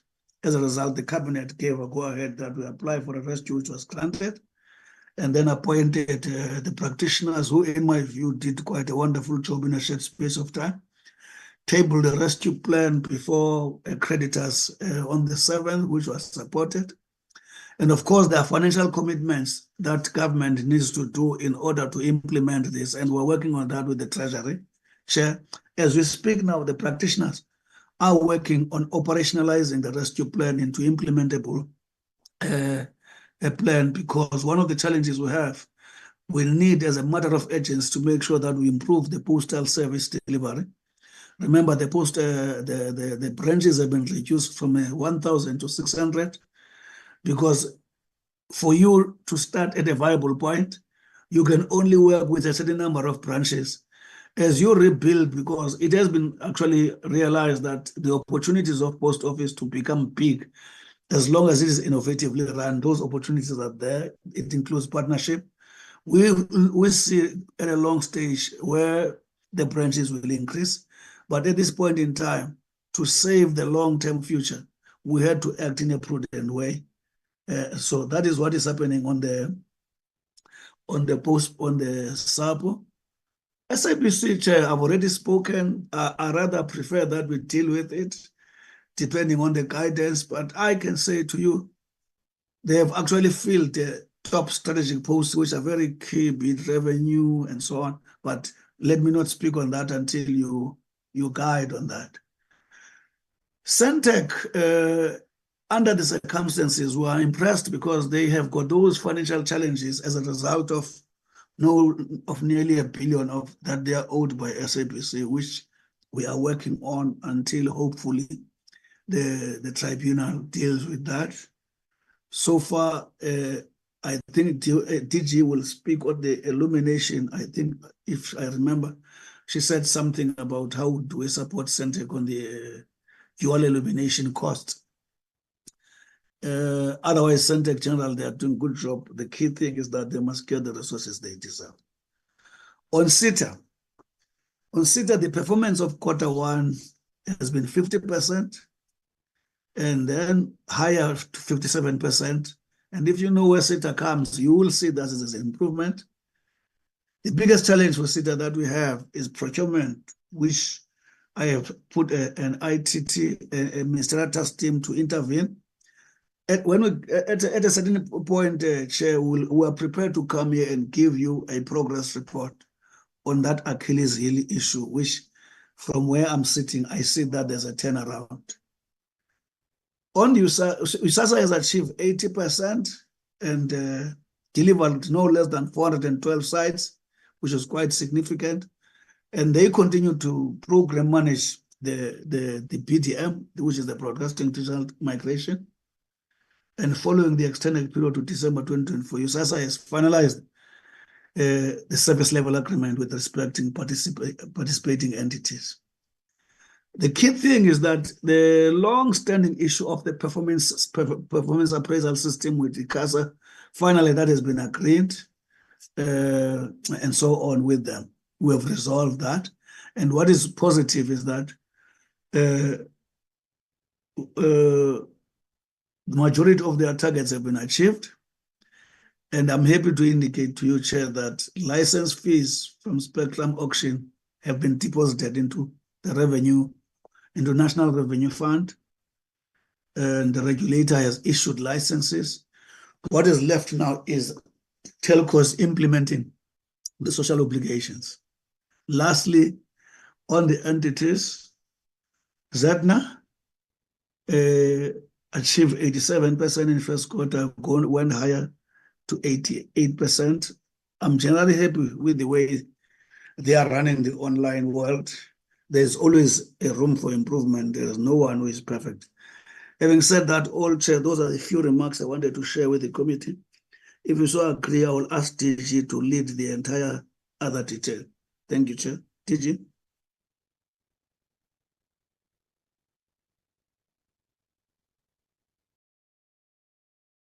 Through you, Chair, a very good morning to the Honorable Chair as well as to the Honorable members on the platform. Greetings to the Minister and the Deputy Ministers, the Chairpersons and the CEOs and colleagues on the platform. Before I proceed, Chair, please allow me to introduce the new CFO for the Department of Communication. As the Minister indicated that we're working hard to fill in the position. Her name is Ms. Ripilwe Mafolo. So she's joining me this morning as well for the department's presentation. Zayton, if you could kindly then put this on presentation mode, please. Thank you. With your permission, Chair, allow me to switch off my camera to then preserve the bandwidth Oh,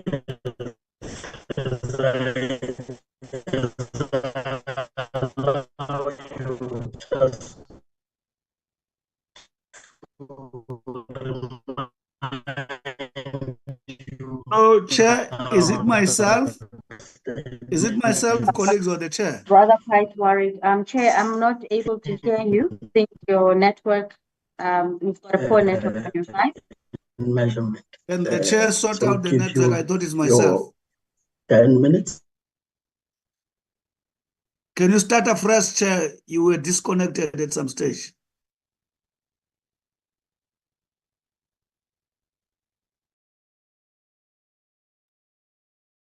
I was able to hear the chair with 10 minutes, if I'm correct. Secretariat from Parliament, you'll advise, but I think I had 10 minutes. I'll try as quickly as possible to go through the department's presentation. If we can then move to the... That's correct. Thank you. Thank you very much, Hajara.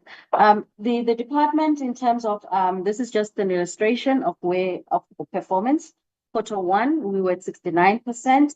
And this is 69% against the spending of 19 from a budget perspective. And then in Q2, we're 58% against the spending of 44%. And then under Q3 at 79%. So this is also showing then the improvement. I would like to also give a confirmation of commitment to then say that we are working very hard to ensure that we achieve all our targets. If we can then quickly move, we can skip the following 2 slides. And then just quickly then highlight in terms of the areas of significant achievements. Honorable members, in terms of the workflow, we were able to ensure that we've developed this in order to improve our internal operations, as well as the department's document management system. And this will obviously improve the overall turnaround time for feedback so that to enhance our service delivery. On the payments of valid invoices within 30 days, I'm happy to indicate that we ensure that all suppliers receive their invoices within 30 days, and especially because 40% of those are to women or disadvantaged groups, and we're also working very hard to onboard or more youth as well as people with disability suppliers. On the country positions, the 3 targets related to international, which is the country positions to support the national ICT priorities, and this is the position for UPU, as well as the BRICS ICT ministerial meeting and the international programs coordinated. I'm happy to indicate that these were achieved in order for us to ensure the focus has been to focus on promoting the participation of our SMMEs, South African SMMEs, taking them to the global markets. And we're hoping this will lead, therefore, to the contribution in the economic growth, as well as then job creation. I'm very happy to indicate that our SMMEs continue to receive recognition in the global forums, and there's an improved or the increased uptake in as far as the ICT innovation in the global space. Under government cloud computing, we have done the CS as well as the PIS certification, which we have obtained from presidency. And then with regards to the cost to communicate review model, we continue to monitor the cost to communicate. So we had the baseline report, and this will assist us towards then ensuring affordable communications costs, especially focusing in terms of your data. And then on the service delivery of the SOCs, in terms of the performance compliance, I'm also happy to indicate that we continue with this assessment, that the governance and compliance of our entities with relevant prescripts are fulfilled within their respective mandates. And then with regards to the next target, it's still looking at significant achievements and the implementation of the CASA Councillors Performance Management System. This has been done on the post-acquisition integration of both BBI and Centec, as well as the other rationalization or repositioning, which includes the SAPO post office repositioning strategy, as well as also the post-bank strategy and the SABC turnaround, as the minister alluded to, and including the repurposing of CETA, as well as USASA disestablishment. These targets were achieved, and they obviously would like to ensure a much more improved performance of our entities and ensuring more stability. And this certainly think that there's much more work that needs to be done, but we are working with the entities to give them the support and also to ensure the realization of the implementation of the various strategies and turnaround plans. And if we then move to the next, looking at the analog switch off, honorable members, you would know, we committed to ensure that we clear up the spectrum below above 700. And that has now been fully allocated to your mobile operators. ICASA has subsequently issued the licenses, and the social obligations will commence as of the 1st of March this year. And we continue with, therefore, ensuring that households, qualifying indigenous households, receive the set-top boxes. And we're working with the broadcasters to create awareness in this regard. With regards to the minister asked on the issue with regards to Sentech and the dual illumination, I'm also happy to indicate that Sentech continues, therefore, to ensure both analog and broadcasting signals are distributed during this period as we then ramp up to the December 2024.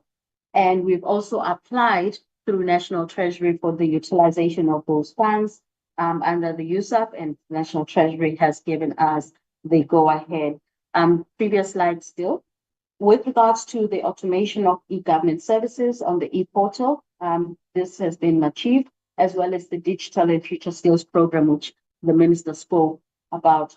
I'm also happy to indicate that under the 4IR, the AI Centers of Excellence on Artificial Intelligence, we have now onboarded CUT, which is the Central University of Technology in the Free State, and we're also working with regard to ensuring another AI hub on military with also the academy in Stellenbosch. Next slide. With regards to areas of underperformance, and just to give therefore the assurance to the portfolio committee that, and also to the public, that we are working hard to ensure that we achieve our targets. And we are on course now with regards to the 60% increase. We've done a catch up with regards to the plan of action to support the National Strategic Plan on Gender-Based Violence, as well as also looking at the implementation of the District Development Plan and looking at the implementation of the Disaster Management Program. The department has been seen as one of the critical role players in ensuring that we restore ICT connectivity as well as services in the areas in our country that have faced disasters. With regards to the white paper as well as the bill on audiovisual, we have submitted the draft audiovisual and audiovisual content service online to the minister, and we will be able to meet the year-end target. On the Electronic Communications Amendment Bill, we have received inputs from parties interested on the bill, and we are now in the final stages of finalizing that, and then we'll submit it to the minister for consideration. On the digital economy framework and strategy, that work is ongoing. Similarly, on the PC4IR, as well as the policy directive issued to ICASA for households to receive data. The minister spoke on the programs that we have on the connectivity, just to amplify that over and above the community Wi-Fi, as well as the household that we connected, 375 jobs have been created in the sector by 76 ISPs who have been contracted. And we've been very deliberate to make sure that we target the ISPs from the respective provinces and communities who have otherwise been marginalized in terms of mainstream economy. On the quality of service on cybersecurity, we continue to ensure that there's awareness programs, as well as then on the distributions of installation of decoders that I spoke about, and the partnership agreements for industry to support the Digitech products and services that has also been achieved. Next slide. Overall, honorable members, just want to indicate the commitment that we have as a department and as far as to ensure that we ramp up on the areas that were underachieved, and we make sure that we achieve those towards then the 2023-2024 annual year end. And our focus now is going to be on the programs under the GDYC, on the gender response program, as well as ramping up the connectivity under the SA Connect model, and also looking at the implementation of the Digital Economy Master Plan. You will probably then hear we are reviewing the implementation. We are working with industry and industry players in as far as the Digital Economy Master Plan. We met with the Digital Council this past Friday, and we've continued to work with them in order then to identify critical areas under the digital economy. One of those will be the owner scooter driver for the delivery, supporting the e-commerce vehicle, and obviously looking at the electronic manufacturing industry. And on the implementation of the Strategic National Cybersecurity Program, is indicated that we're working with the private sector, civil society, as well as other citizens to continue to track cybersecurity, and especially during this vulnerable period that we're in as a country leading up also to elections. And we're also working in terms of curbing the issues of fake news, disinformation, or misinformation. And we finalized our position for WRC. We're now finalizing the outcomes report, which will then lead to the review of our national radio frequency plan. And then with regards to the coordination of the strategic implementation, we continue to work with provincial, national government, as well as industry in as far as tracking the implementation and coordinating implementation of the 4IR. With regards to the expenditure report, we can just move very quickly. Following the budget cuts that we had, if we can move to further slides down, following the budget cuts that we had from National Treasury, 200 million that was taken from our baseline for this financial year. Which we're also happy that at least we then still were able to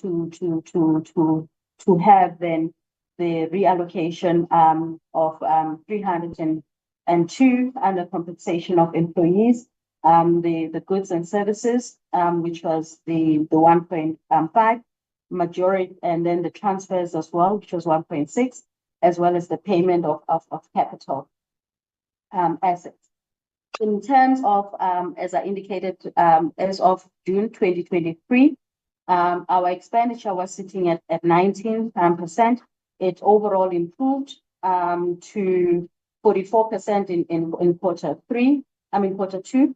And obviously the main focuses that we were focused on as a department was to ensure that there is the transfers that were done to our entities. And then under the goods and services, we're also then ensuring the allocation under the SA Connect. There were delays with regards to this, but we have subsequently were able to do a catch up in quarter three and in quarter four for this. And the transfers have also been given to the entities, and the SAPO over and above the 2.4 billion under the business rescue. They were also allocated 524 million for universal service obligations, and the CASA was also allocated 473 million. And then the same amount of 253 went to the SABC. We have worked with the National Treasury to then request for additional funding for this financial year, more especially for the entities that are going to be assisting with the elections. We await therefore the announcements that will be made from the budget speech. But in terms of our baseline allocation for this year, unfortunately, we've also incurred an additional 15 million cuts from our base or allocation for the 2024-2025. We will therefore need to look at reprioritization, but in the main, we'll still maintain the key critical areas, which are basically ensuring connectivity, digital skills, and therefore also driving the digital economy programs. Thank you very much, Honorable Chair. That then concludes the presentation from the department.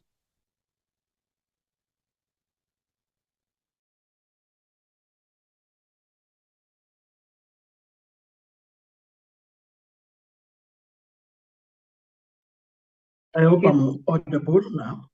We can hear you, Chair. All right. I'm just checking because the minister also went through the entities, whether there is the summary from the entity oversight that would be presented. Minister, I'll be guided by you now in the DG, which was the 30 minutes I spoke about.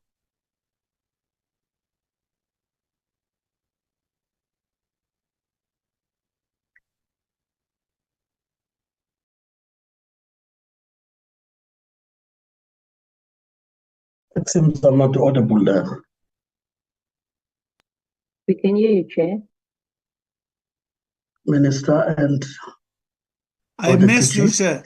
I missed you, Chair. If you can read my apology, I got disrupted. No, Honorable Minister, I was indicating that in your presentation, you also touched on the entities in the department, and the DG has touched on the department. So I'm checking if there is the summary of what the entities present, which is a 30 minutes max, unless you're saying the points that have been covered. Are fine, and that members would use the detailed presentations they have to pose questions. So that's what I wanted to check, so as to conclude the presentation. No, thank you, Chair. I would request the DG to move to entities, because if I understand you, you want the entire presentation so that you interact with it all at once. Am I right? Yes, like I said, some of it. Yes, Minister, thanks, Chairperson. DG, can you proceed to entities? Thank you, Chair.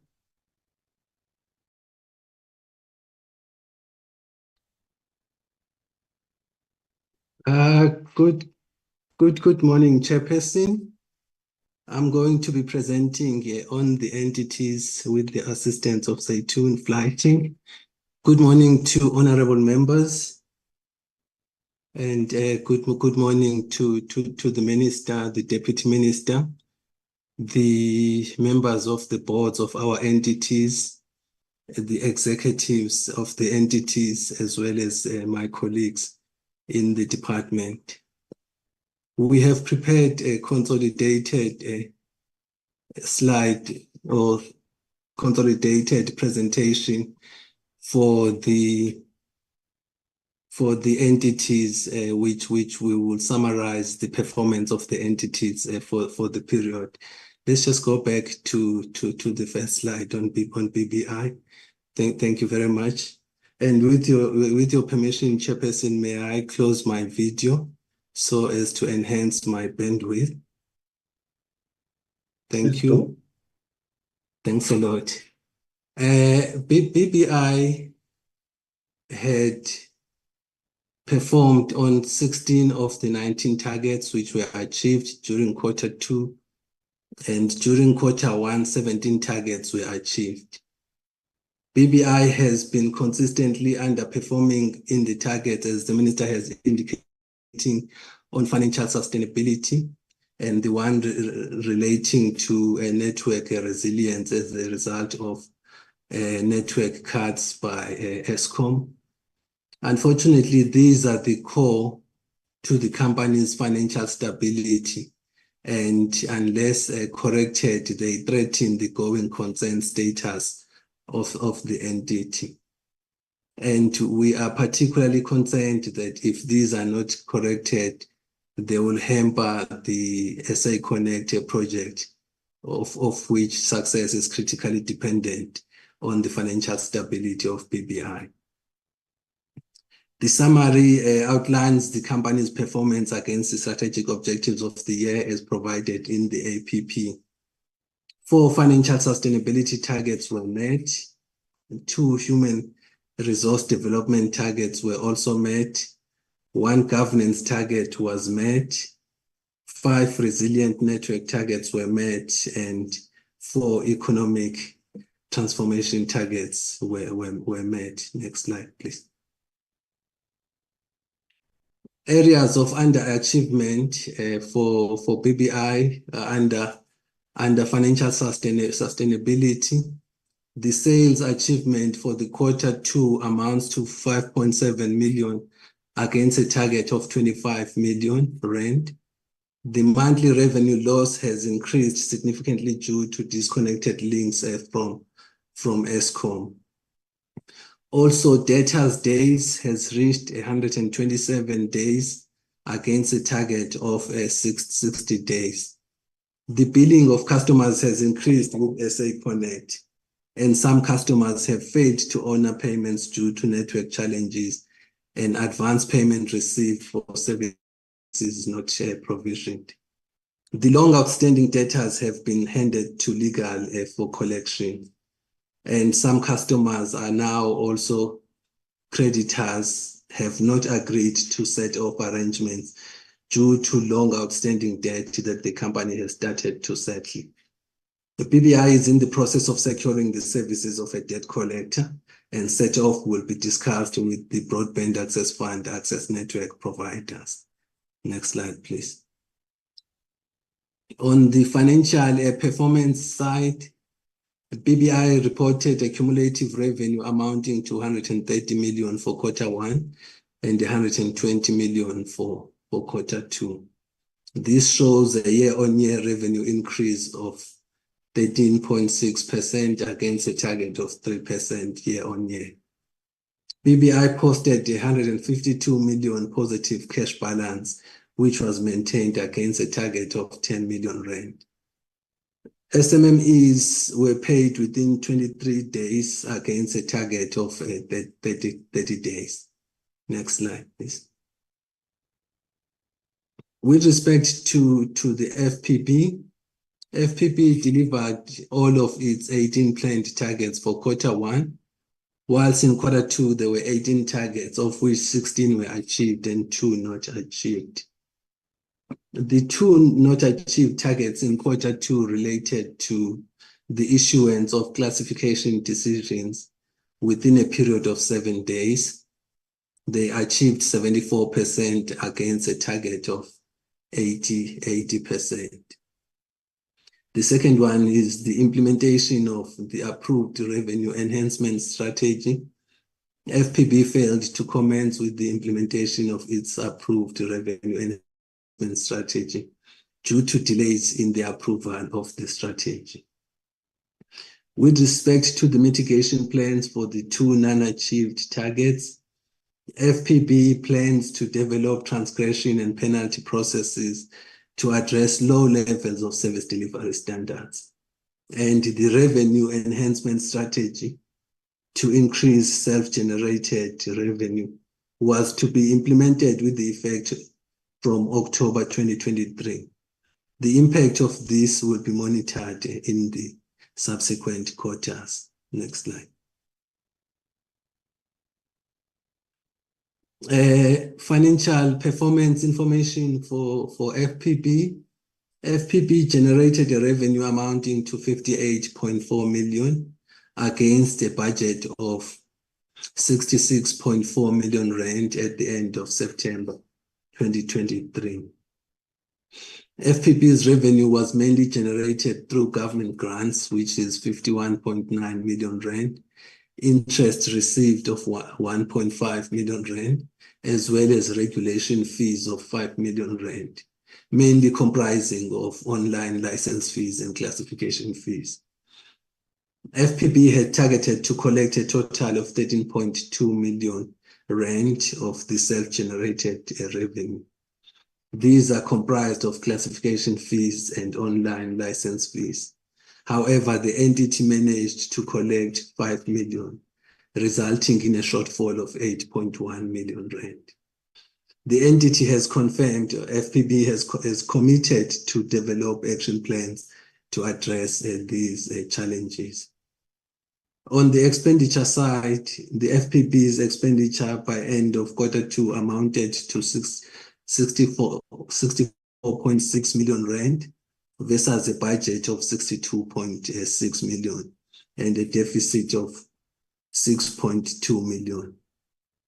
The entity reported that a budget reprioritization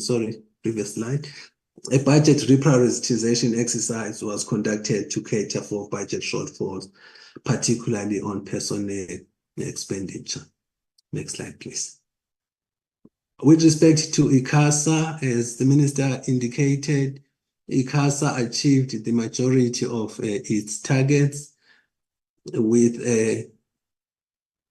in quarter one achieving 25 out of the 29 targets, whilst in quarter two there were 26 targets, of which 22 were achieved and 4 not achieved.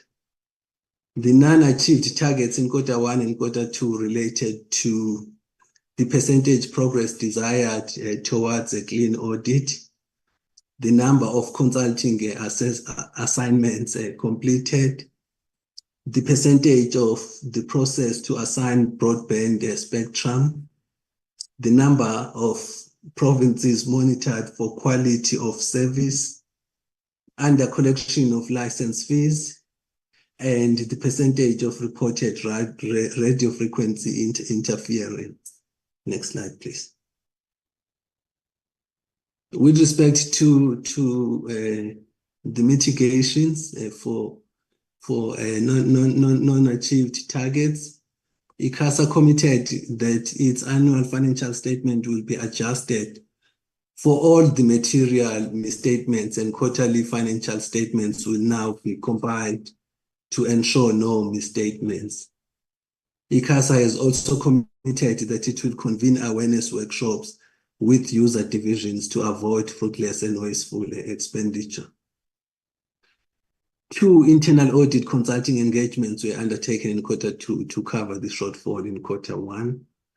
The procurement plan is now continuously monitored at ExCo and audit committee levels, and the awareness workshops with user divisions is to avoid and to reduce unauthorized, irregular, and fruitless and wasteful expenditure are conducted, and consequence management is continuously implemented. Framework orders were implemented to reduce the number of days for processing invoices. This led to ICASA paying 94% of the invoices within 30 days in September. An inquiry will be conducted to mitigate against the legal risk. Next slide, please. Financial performance for ICASA. On the revenue side, ICASA collected a cumulative total revenue amounting to 1.8 billion rand in license fees for year-to-date 2023-2024 as at end of September 2023.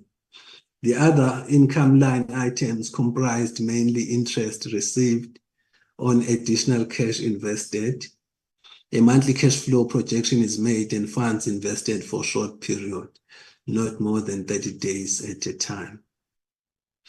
On the expenditure side, ICASA expenditure by end of quarter two amounted to 243.6 million rand versus a budget of 557.3 million rand for the year.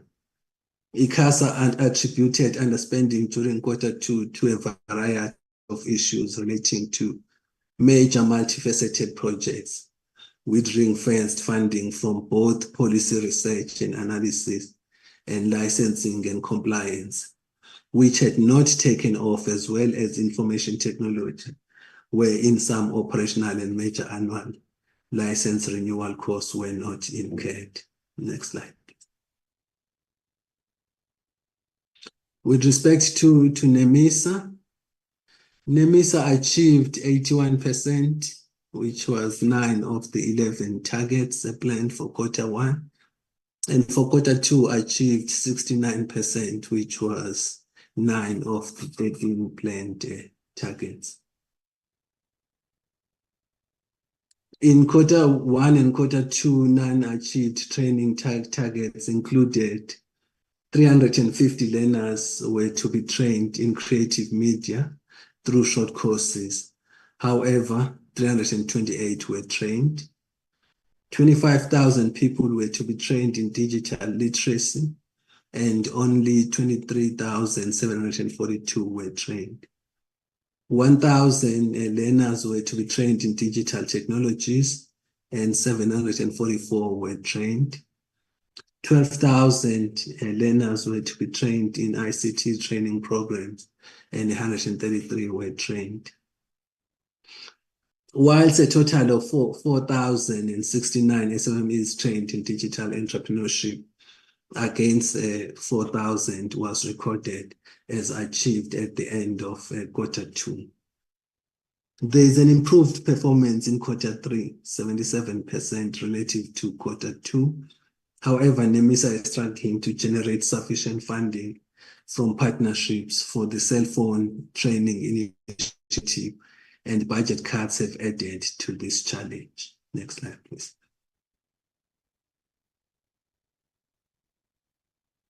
NEMISA, on the financial performance side, NEMISA recorded revenues amounting to 110.6 million rand. And this is comprised of government grants or DCDT transfers of 52 million rand, 32.1 million rand in sponsored projects, and other income of 900,000, and 22.6 million rand from the unused training funds from the previous financial year. The total expenditure was 84.2 million, resulting in a surplus of 26.4 million. Sponsored projects income for Q2 amounted to 27 million versus a budget of 14 million rand. This has resulted in a surplus of 15.2 million rand for Q2. All the training funding unspent in previous financial years was spent in Q2, which now means that the numbers of people that can be trained going forward is going to be impacted. Procurement of goods and services is done mainly from SMMEs, accounting for 64%, and 36% from larger corporations. During Q2, 5.3 million of the 7.2 million rand spent on procurement of services was spent with the BEE companies. There was no irregular and fruitless and wasteful expenditure for the first 2 quarters. Next slide, please. Coming to Postbank's summary performance. For Q1 and Q2, Postbank committed to deliver against 5 programs, measuring 25 KPIs, achieving an overall performance of 20% in the first quarter and 14% in the second quarter of financial year 2023-24. The reason for non-achievement of the targets relates to delays in the implementation of the IT modernization project due to capacity constraints and compliance with the conditions in the variation notice issued by the South African Reserve Bank. The conditions of the South African Reserve Bank variation notice prohibited Postbank from issuing new bank cards, from acquiring new customers, and even launching new products to the existing customers or attracting new clients, thus impacting its ability to enhance its customer value proposition and customer experience. To improve performance and compliance with the conditions of the sub-variation notice through the implementation of the IT modernization project, the bank invested in new compliant infrastructure, stabilized its IT environment, and managed to improve services with no major incidents. It also migrated its core banking systems and financial switch from the SAPO's Church Square data center to the new Amazon Web Services environment. Next slide, please. On the financial side, Postbank generated a net profit before tax of 76 million rand as at the end of September 2023, which was below the prior year and the budget.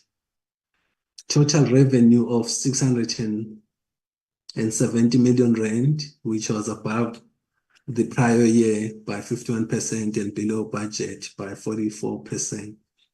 The increase in year-on-year revenue was mainly due to the inclusion of Cash Pay Points channel revenue following the cessation of the SASSA contract from October 2022. The reason for unfavorable variance against budget is due to limitation resulting from the SARB operation notice conditions. Total expenses recorded amounted to 594 million rand, which was 144 million higher compared to the prior year, and 17% favorable to the budget. The increased costs emanated from operating costs linked to the Cash Pay Points and over-the-counter transactions. The cost-to-income ratio was 88.6% due to channel costs. The bank's capital adequacy ratio was at 24.9% as at the end of September 2023, which is below the minimum required of 30.25 by the SARB due to the additional impairment charges. Next slide, please. With respect to the post office committed to deliver against 10 strategic objectives with 13 measured KPIs in the first quarter, achieving 5, which was 38%, while in the second quarter achieving 4, which was 27% of the measured 15 KPIs in the 2023-24 financial year.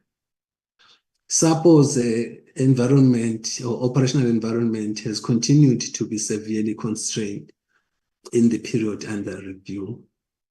The cash flow position remains dire, creating challenges with many obligations that cannot be settled.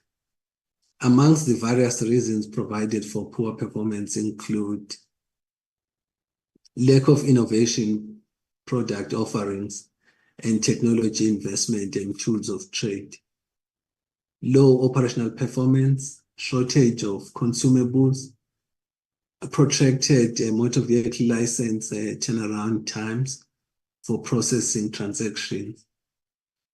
It also includes customers' mailing has been partly affected by shortages in registered mail, stationery, migration of statements to digital platforms, lack of competing electronic platform that counters what has been put in place by direct competition. Pay a bill revenue also dropped due to loss of municipalities through tender processes.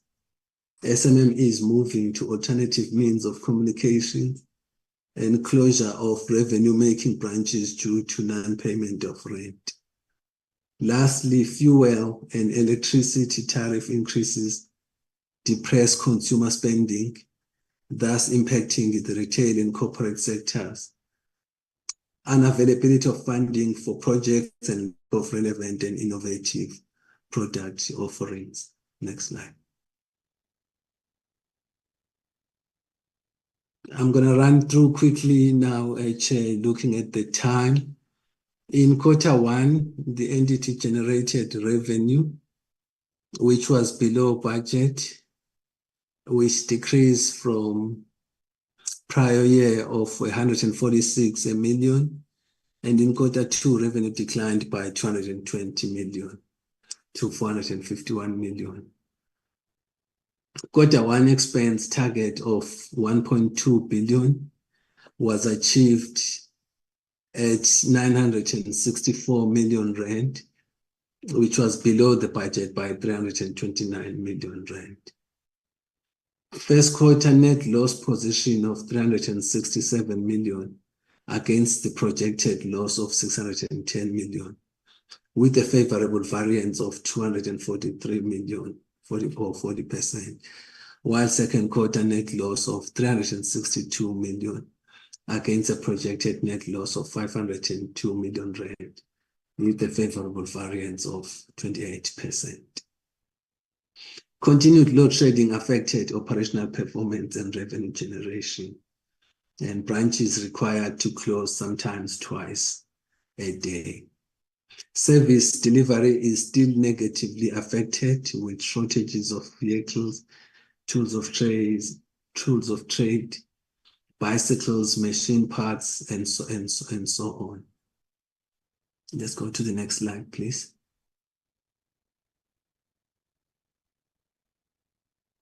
We come to the SABC. SABC recorded 65% achievement in Q1 and 42% in Q2. And it generated total revenue of 1.1 billion against 1.6 billion rand in Q1, resulting in a shortfall of 522 million rand. Q1 year-to-date net loss was 286 million rand against a projected 30 million rand profit, and in Q2 year-to-date net loss of 464 million against a projected 7.3 million profit.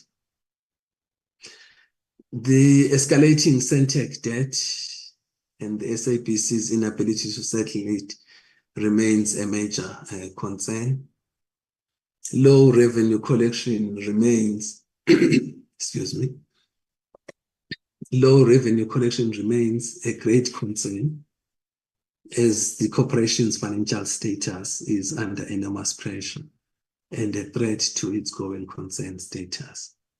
We are having ongoing discussions with National Treasury on how best to deal with the pressing funding requirements of the SABC. Let's go to the next slide. Sentech's summary performance, 51% in Q1 and 61.5% in Q2 achievement. The targets that were not achieved relate to targets that are having external dependencies, which are the satellite program, the BDM and analog switch off, as well as the SOC rationalization. Different approaches in the implementation of the above were adopted by the shareholder.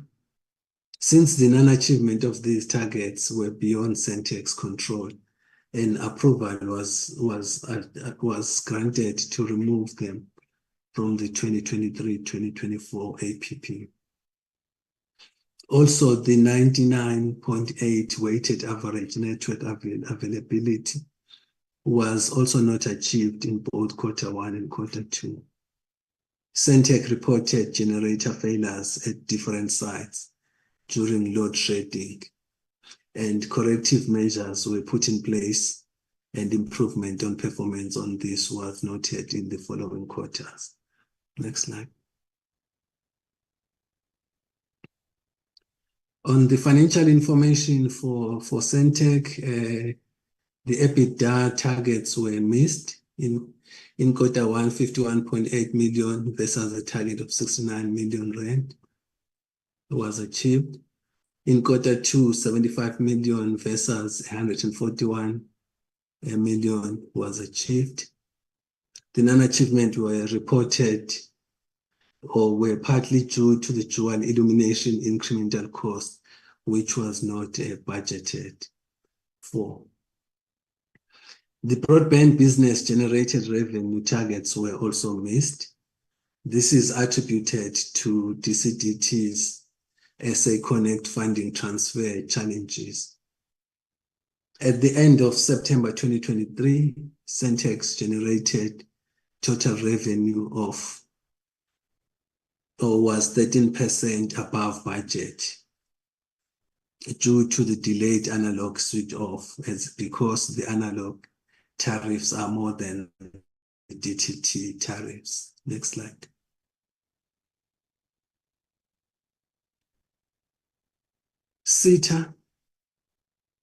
SITA's resultant overall performance of Q1 was at 50%. which was a drop compared to the 56.3% attained during the same period in the previous financial year.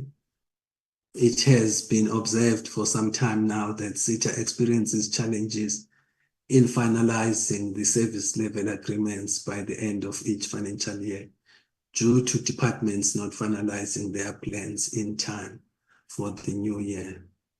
And this has a negative impact in terms of performance in Q1. On the other hand, Q2 performance at 57.1% is a slight improvement from compared to 50% in Q1. Next slide, please.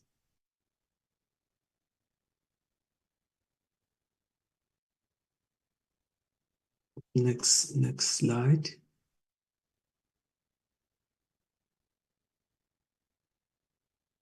USASA attained 80% for both quarters, Q1 and Q2, and the target not achieved was the one relating to the disestablishment of USASA. USASA had planned to develop a roadmap and then implement the quarterly deliverables from that roadmap. However, the roadmap was only approved almost at the end of Q1 and no deliverables were implemented. In Q2, the target on National Strategic Plan on Gender-Based Violence and Femicide was also not achieved. For the period ended 30 September 2023, which was Q2, USASA's cumulative revenue was 50.465 million rand, comprising of government grants amounting to 42.360 million rand and bank interest to the amount of 8.105 million rand. The main cost drivers in both Q1 and Q2 are employee-related costs amounting to 30.473 million rand, or 64% of the total expenditure.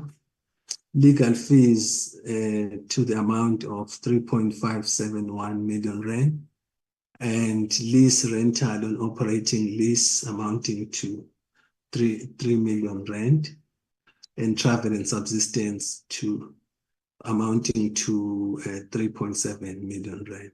Next slide.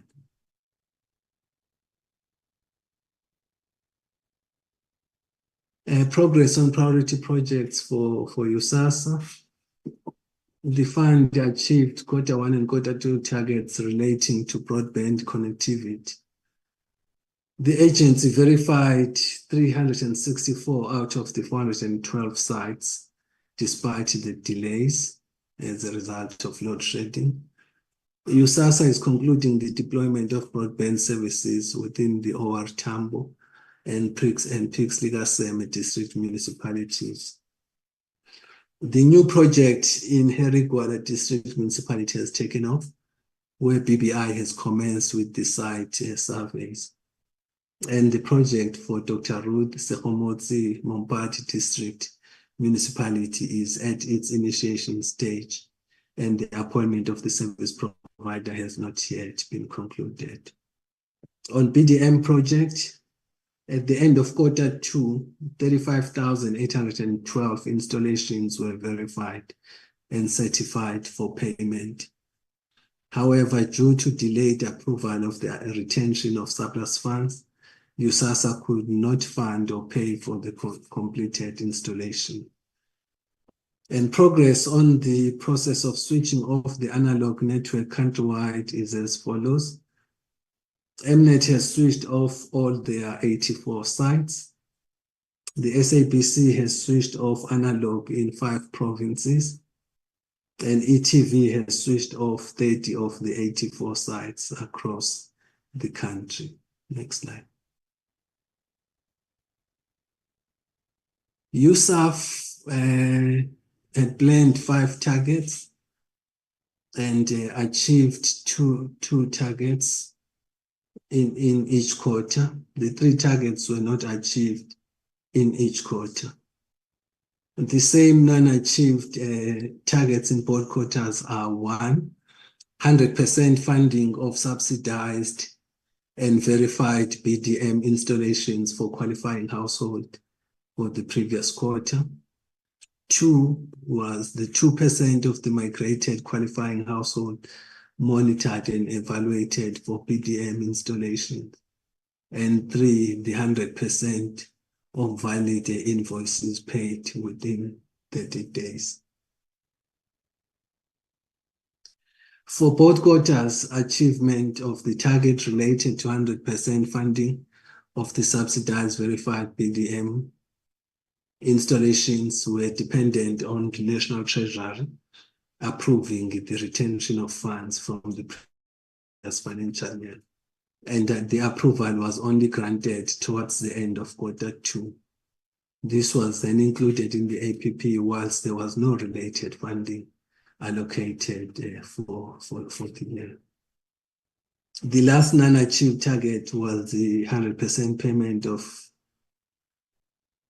invoices within 30 days, which was also not achieved because there was no budget for BDM project in the financial year 2023-24.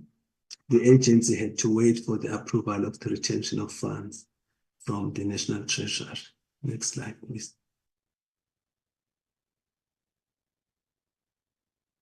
On the financial performance, the USAF recorded for quarter 1 expenditure of revenue of 72 million, which comprised government grants of 16 million and interest to the amount of 55 million. For the period ended 30 September 2023, the fund's total revenue was 148 million rand. This comprised of cumulative government grants for quarter 1 and quarter 2 to the amount of 33 million rand, as well as interest to the amount of 114 million rand. The fund incurred an expenditure amounting to 95 million rand from an allocated budget of 33 million rand, translating to an overspend of 61 million. However, due to interest in the bank to the amount of 114 million, the fund reported a surplus of 52 million rand in their financial statements for the period. There was no budget allocation for BDM in the current financial year. However, USASA was granted approval to utilize the retained surplus funds to narrow or close the gap between allocated budget and actual expenditure. Next slide, please. I think this is the final one. ZEDNA achieved 13 of the 15 targets, which was 87% in quarter 1 and 88% in quarter 2. ZEDNA also recorded an overachievement in most of the targets relating to training and on .za awareness campaigns. The targets on the registration of the domain name was recorded as non-achieved in both quarters. In quarter 1, there were disruptions or interruptions in the registry system due to the transitioning period following the appointment of the new registrar. In quarter 2, the target was not fully achieved due to the late finalization of the appointment of personnel to assist with the service desk. For the period ended September 2023 or end of quarter 2, ZEDNA's cumulative revenue was 13.1 million rand. This comprised of additional revenue from interest earned on investment, MICSETA contributions, and alternative dispute resolution ADR fees. Expenditure for the 6 months, Q1 and Q2, amounted to 12.9 million rand against, against the cumulative budget of 13.268 million. ZEDNA recorded a deficit amounting to 579,000 in quarter 1 and a surplus of 832,000 in quarter 2. Next slide, please. Progress on priority projects. The registrar reseller training was conducted in Eastern Cape, Northwest, Mpumalanga, Limpopo, and the Western Cape. And ZETNA formed collaborations with the department, ICASA, TVET colleges, and NEMISA. The training aims to empower women, SMMEs, young people, and people with disabilities to take advantage of the business opportunities available for registrars and resellers of .za domain names. The rollout of domain names in public schools. ZETNA is digitizing schools through forming partnerships with government and the ICT corporates. The project aims to give schools and their learners safe and secure digital identities. The domain name registration will ensure that more schools are registered under .za domain name space and remain in use. ZETNA developed websites with limited email capacity for schools. The rollout of domain name assists schools to promote their visibility online. 1,250 domain names were registered in Q1, and 1,289 domain names in Q2 were registered. The registrations were rolled out in the Gauteng, Northwest, Free State, and the Western Cape provinces. Next slide. I think that was the final one, Chairperson. Thank you very much.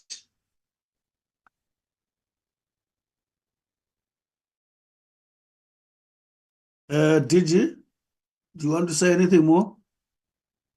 Nothing at the moment. Thank you very much, Minister. Thank you, Chair. Am I correct that, DG, all the leaders of entities are here for any further questions? Yes, Minister. Thank you. Back to you, Honorable Chair. Thank you, Honorable Minister and the team. I'm still struggling with the host, but I think when we are to summarize, I'm sure the video you should have been sorted out. But I hope from the audio side, I'm quite audible.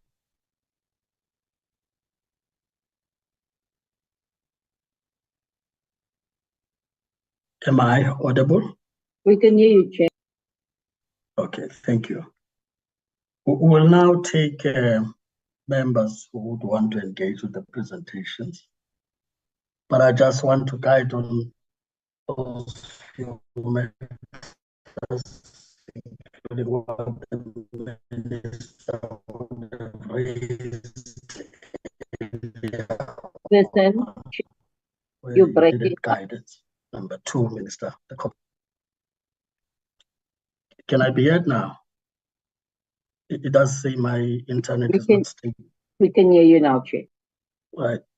But all I'm saying is that just to guide on the part that the minister raised earlier with regard to the corporate plan, that indeed we received a letter like I indicated in the meeting.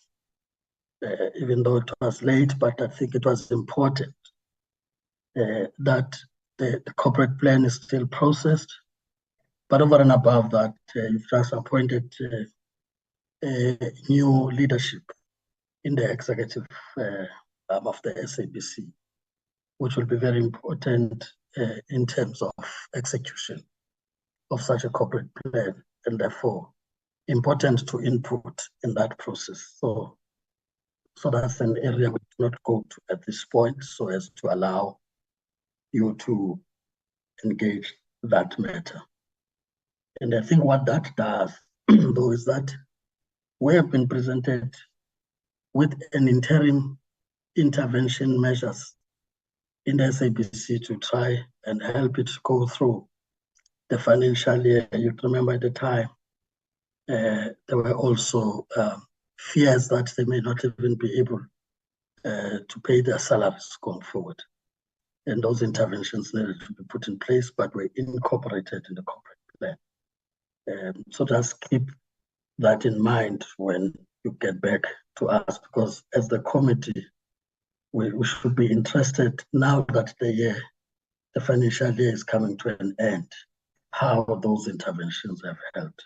So that will have been item 2. So I hope you are clarified on that item. The second issue, honorable members, relates to SAPO, because this is the first quarter and second quarter report. But we do know now that SAPO is under a business rescue plan done by practitioners.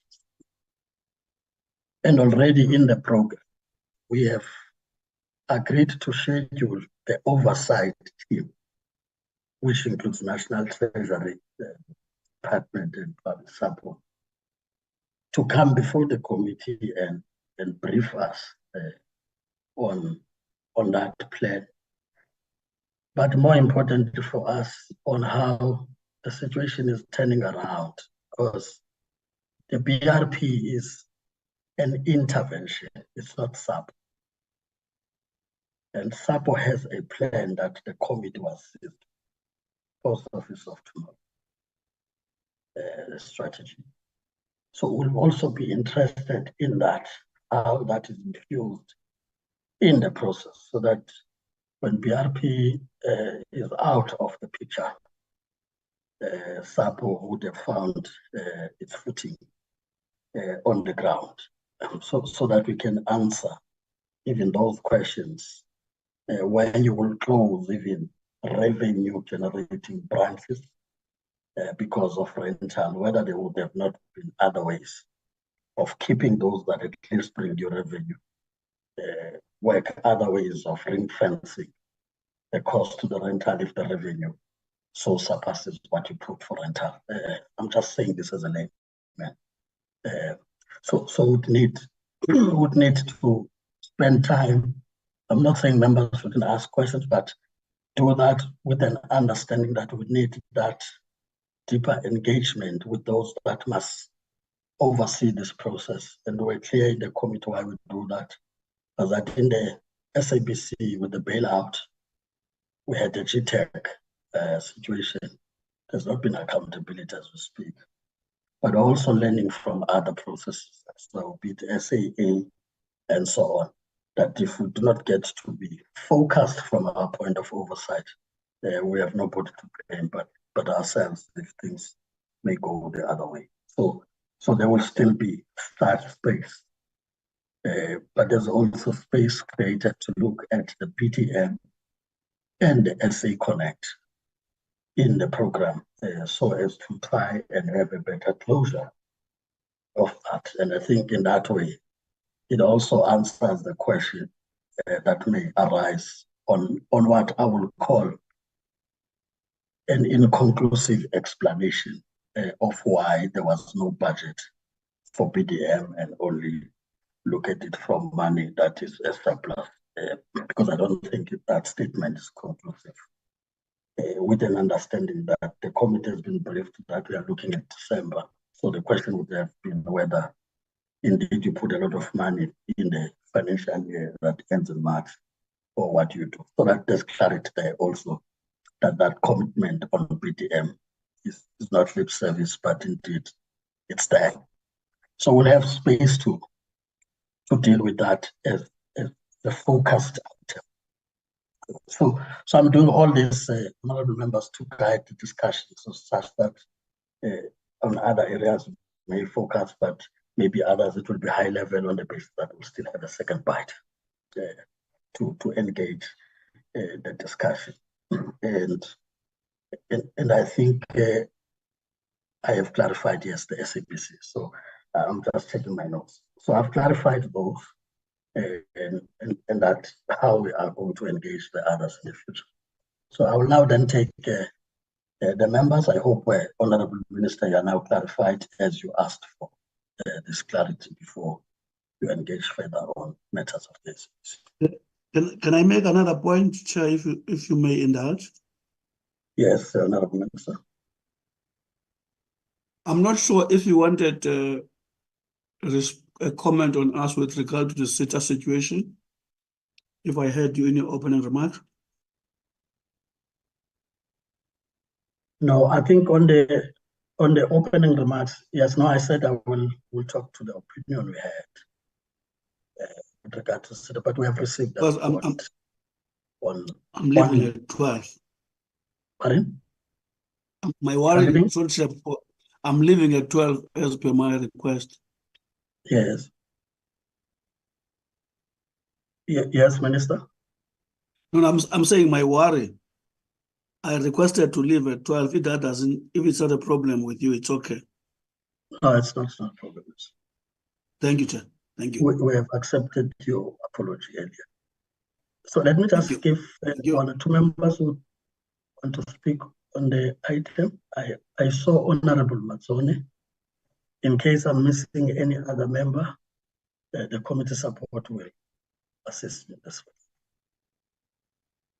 But in the meantime, Honorable Mazzone, please proceed with that guidance. Thank you, Chairperson. Chairperson, you touched on something very relevant that I think you said in passing, but I don't think you realized the importance of what you said. And you mentioned issues that happened at public enterprises such as SAA and other entities while they were going through their financial statements in the past. Now, Chairperson, I have to record the DA and my own great concern at the fact that we have rushed through these annual reports and financial statements and matters of dire importance. And we've done so in a matter of, it's now 11:50, our meeting started at 9 o'clock. And so we can't even say we've had 3 hours to fully interrogate and digest this information. The entities have flown through the presentations. So it leaves me sitting here wondering, why didn't you just send me an email? Because, I've got the emails, I've got the material that's being presented, but no actual meat was added to the skeletons of what we received. And the reason for that is because there was simply no time allocated to these entities for us to really get to the nitty-gritty and the heart of what is wrong with these entities. And that, Chairperson, is the very reason Chief Judge Zondo said to us that Parliament is failing in its duty to exercise oversight over the executive and over the entities to which we hold account, or to whom hold account to us, should I rather say. There is no way we can be expected to fully interrogate, especially working on a virtual platform, every single one of these entities that is just presented to us. And you cannot, in good conscience, not you, not the minister, not the deputy minister, not the DG, in good conscience, there is no way you could spin or pivot or try to say that these entities and this department is in a stable and good condition. I don't buy it. No one else is going to buy it. There is a problem here. Look at how much money was wasted. In fact, one of the members, it all flew past so quickly. I can't remember which presenter said it, but they said fruitless and wasn't wasteful. It was unrequired expenses. The word was a Freudian slip, but I thought how correct the presenter was. That money did not need to be spent. But then we sit in a situation where we get told, right, you're not going to interrogate the SABC, something which is of national importance, which is constitutionally mandated to exist, which is constitutionally mandated to run correctly, because we're going to look at yet another corporate plan that's been put together, and we'll get to that later, just like we'll get to SETA later, and the minister has to leave at 12 o'clock, so we don't have time for that, and everything just gets rushed by and pushed by, and we just get sent the very bare minimum that we think that is required for MPs to get in terms of information that we require. So what that means is I'm going to go through all the forms, and I'm going to land up doing like 30 PIA applications because there's not enough information for me to actually apply my mind correctly. There's not enough time for me to interrogate any of these departments correctly. I should be asking every entity on every single line item, why did you underspend? Why did you not reach your KPI? Show me your original KPI. Why weren't you sanctioned when this particular KPI wasn't achieved? Why weren't you sanctioned when this particular amount of money was underspent? Why was such a large amount of money allocated to you in the first place if you had no way or how or means to put that money to use? Why hasn't that money in the adjustment budget, why did that money not be asked to be adjusted and to be moved to a portfolio like the South African Post Office or the SABC that really requires those funds? Chairperson, I think it's an abomination of our duty to hold these entities to account, the way we are just rushed through these entities, rushed through these financial statements. It's the irony, once again, I have to say, is never lost on me, that the Department of Communications and Digital Technologies can still not have a proper virtual online meeting. And we're constantly saying to one another, I have to turn off my video so that the connectivity is better. And we constantly hear, can you hear me now? Can you hear me now? Can you hear me now? Because there's something wrong with the connectivity. That irony cannot be lost on any of us, because it is an irony that is not lost on the people of South Africa. Chairperson, we should be interrogating, but not just play interrogating where we just ask, why has this not been done again? We should be asking the very question when we talk about this school of excellence. Chairperson, in 2010, we were talking about connecting schools in rural Northern Cape and rural KZN and the deepest rural Limpopo to universities like Harvard and Oxford and Princeton and places all over the world where we could get children the top of the very top education. It's now 2024. And what do we hear today? Oh, yes, and now we're making strides and progress towards the school of excellence so that all children can have access to the internet. That should have been done 14 years ago. 14 years ago. Then we're hearing about things like digital migration is causing this problem and causing that problem. Those are problems that we should have dealt with 14 years ago. And it's taken us 14 years to migrate. And even now, the migration isn't complete and it's not being done properly.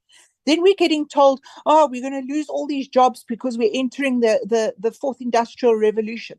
We know for the last 20 years that technology is moving at a high pace speed. But now in the year 2024, we sit in a committee and we discuss how, people are going to lose their jobs because of this.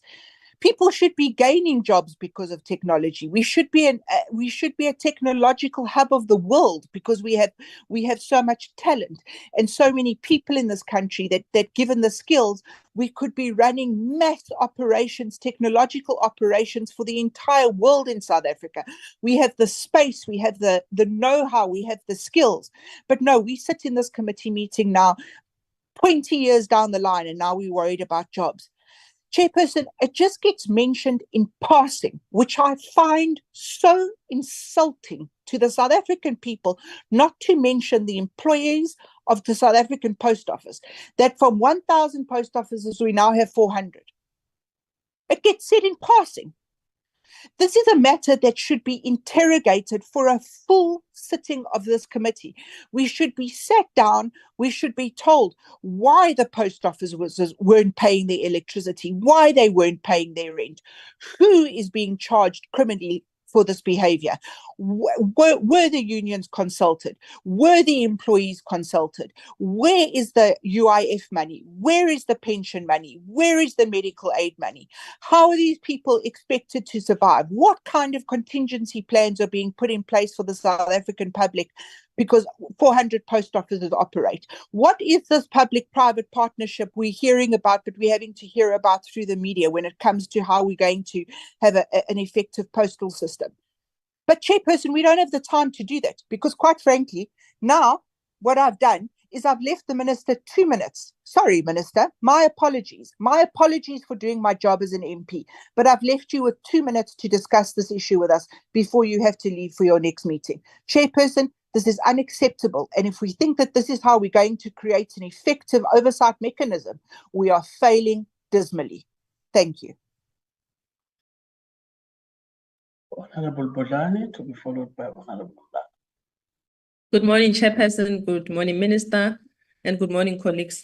Chairperson, I think I'll make just 3 points where Honorable Mazoni has stepped off to say the agenda of this meeting is really too packed. And it really does not help us that we are doing this on a virtual platform. Parliament, we understand that there's issues with logistics and whatever, but I don't believe there's anything really that stops us from meeting in person so that we can interrogate these reports properly. Because this virtual meeting and having such a packed agenda, really, we do not do justice to the reports that we should be interrogating. And Chairperson, when I looked at the Post Office report, they spoke about less than 100 people who have taken the voluntary severance package. Yet the minister has said that out of the 1,000 post offices, we are left with about 600. What I can't reconcile that to say how if only 600 people left and 400 branches are closed. And as Honorable Mazoni says, there should really be a comprehensive report in terms of what is happening in the post office.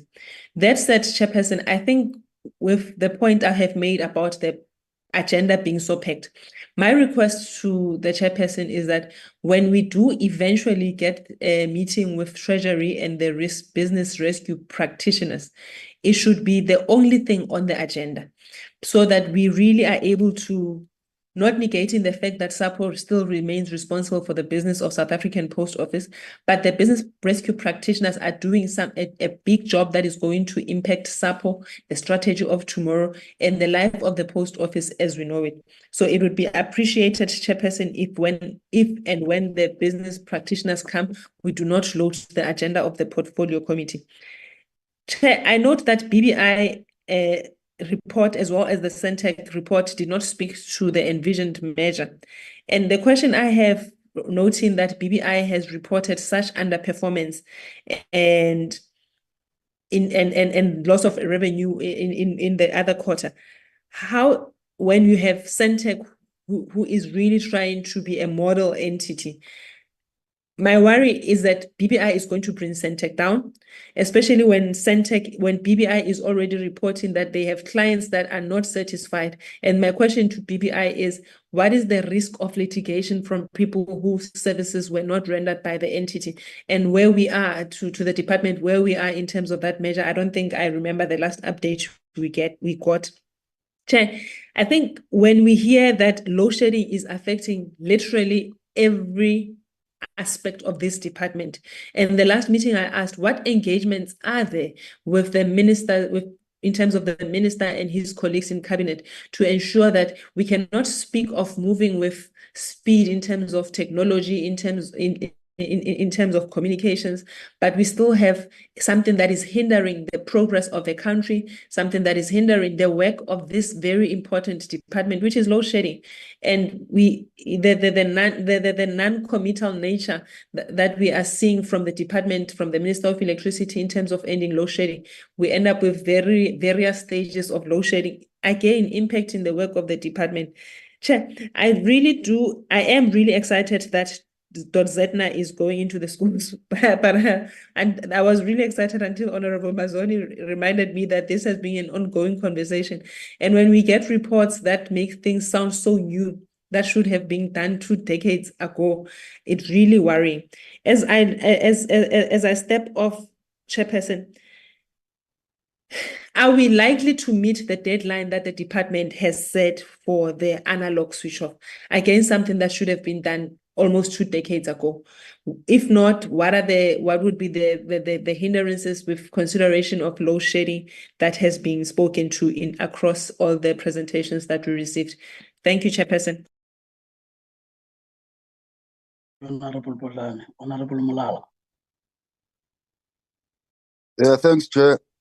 Let me first take this opportunity to appreciate all the presentation from the minister to the DG and Mr. Shilambe.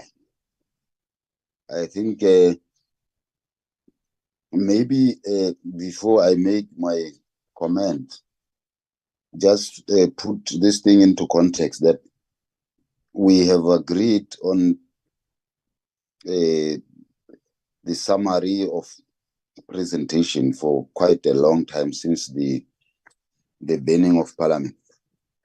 Now, if my colleagues have a different view, I think it's not a bad view. We should agree that perhaps we should have a physical meeting, alternate, not all the time have a virtual meeting. That I think we all agree, because colleagues must also remember that the timelines, we are given certain time that we can have a meeting. Now, if it's a physical one, at least it's better. There I agree. But to create an impression that this is the first time that this meeting is held like this, I don't think it's fair. But the proposal made, I think, are quite okay. Maybe on the presentation, I think there's I wanted to comment on 3 entities. One is SABC. As much as they have the right to proceed with the Competition Commission,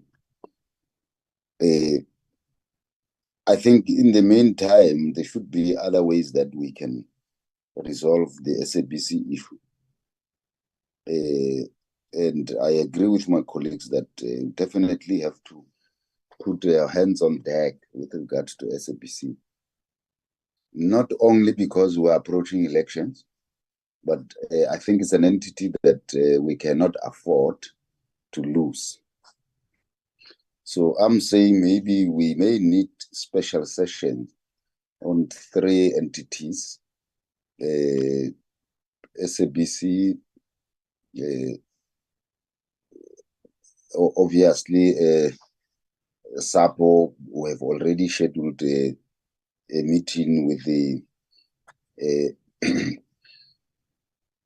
I'm sorry. So maybe if we consider those just 3 critical entities, look at how we can split them and engage them individually.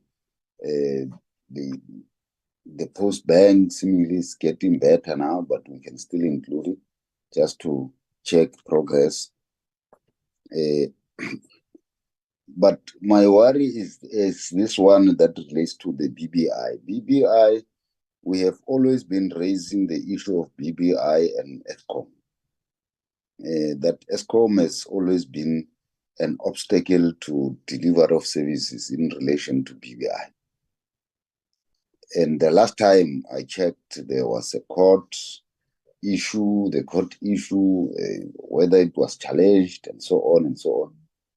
But ultimately, because I think the performance as it relates to the previous quarter, I'm not speaking on behalf of BBI, but I remember they presented quite a lot to us about the challenges they have about fiber that is in Eskom and Transnet, that their lines have been closed and so on and so on. Now, maybe if they could brief us how far they in relation to their dispute with Eskom, because the last time I thought they had an order and Eskom was cooperating, whether this situation will improve going forward. And then on USASA, the last agreement we had, I don't know whether we should still be raising these issues.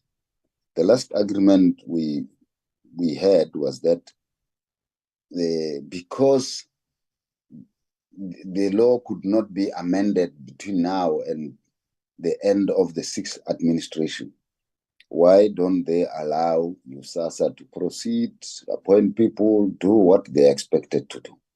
Because you can't really work at the same time say, make a proposal for dissolution.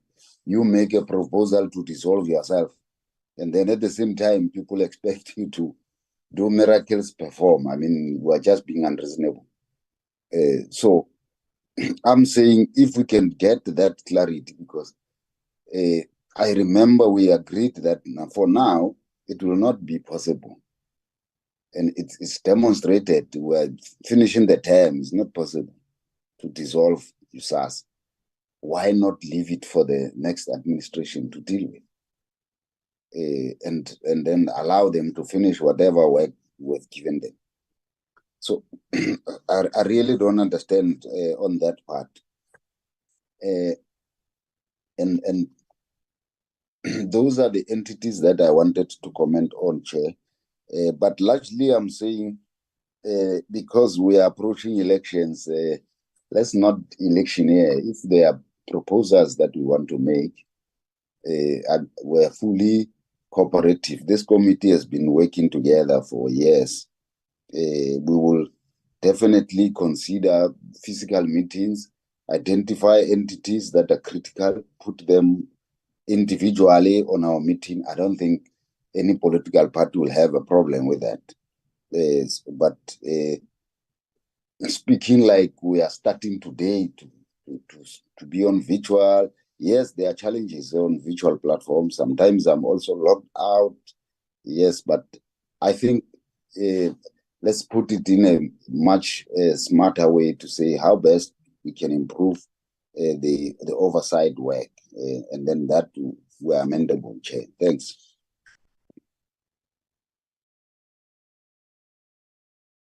Thank you, Honorable Mlala.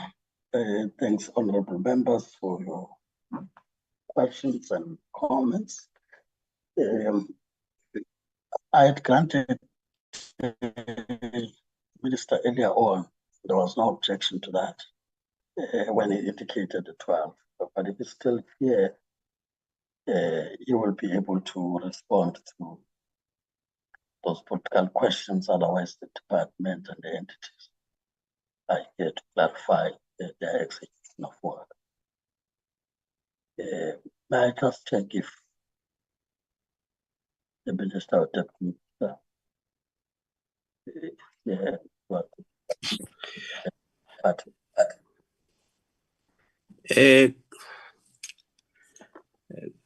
Good afternoon, Chair, and good afternoon to the honorable members and colleagues from DCDT. I think the Minister has stepped off as per his request. Yeah, I don't see him on the platform. But we're here, Chair, to respond to the issues raised.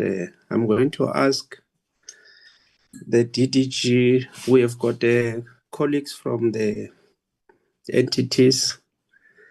There are a couple of questions directed to the entities. I'm going to ask that the colleagues, first the colleagues from the entities, and then the DG will come and I'll respond to mostly the questions that requires the shareholder, mostly political questions. Can we do that, Chair? Yes, please. All right. There is a question that was addressed. The Centec BBI merger, I will talk to that. I will talk to the issue of the BBI dispute with the ESCOM and how that has been resolved. I'll also talk to the USASA disestablishment. But colleagues can,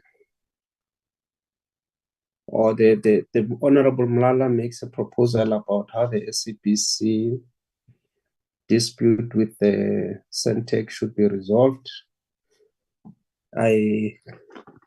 I'm not sure if the SABC would like to make a comment on that. But colleagues from the entities mentioned can respond. Maybe we should start with the post office and go to BBI and Centec. Properties.Zna, it was mentioned, and USASA.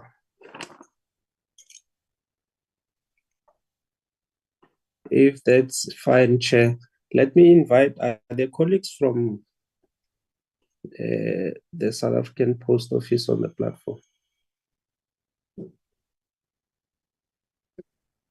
Thank you, GM. Good afternoon to honorable members and the honorable chair. Our understanding of the comments and questions, Chair, was that as far as the post office is concerned, there was consensus that there needs to be a further and a thorough interrogation on another meeting that the committee has already asked for, so that the BR practitioners as well as Treasury and the committee that does give oversight to the process can come and do that. So unless I missed a specific question, maybe my colleagues could assist. Thank you, Chair. Okay. I thought there was a question about the severance packages vis-a-vis the number of branches that are being closed. Yes, you are correct. That question was asked, but I thought it was rhetorical in the sense that the honorable member was saying we would need to get more information around how it works when you're going to close 400 branches, and there was a number about X number of people who had taken VSP. So that's not the way that we are going to be dealing with the matter of employees only. So we'd rather have a thorough engagement at the next meeting, with the indulgence of the chair. Thank you, Chair. Okay, that's the South African Post Office. The next entity.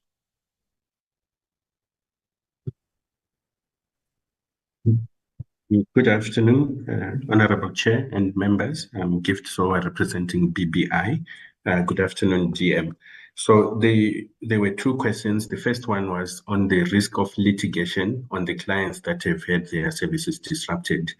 That risk is very minimal, Honorable Member, because we sign SLA agreements with the various clients, which have got rebates or penalties attached to that, so that if we do not meet a certain specific standard, we pay some financial penalties, and we measure that as part of our performance management. Up to the date, the penalties have not gone above 1% on the affected clients. And for most of the services, for the clients that we offer those services, they also have protection services via third parties. So when our links went down, the service would be degraded on their side and would pay rebates, but it would not get to a stage of litigation, and we haven't received any from that perspective. On the second part, which the DM will also add on the situation of Eskom, yes, with the intervention from the department, from the minister, the DG, and the DM, we have managed to get a resolution on the way forward. So as we speak, Eskom is reconnecting the links that are down. To date, they have reconnected 6 of the leased links, the links that we lease from them, and they've now moved on to the links that belong to BBI that they would have been maintaining but did not maintain because of the dispute. So there is steady progress, and they anticipate that within the next 2 weeks, they should be done with the bulk of the reconnections. Thank you, Honorable Chair. Thank you, Gift. Dr. Zna.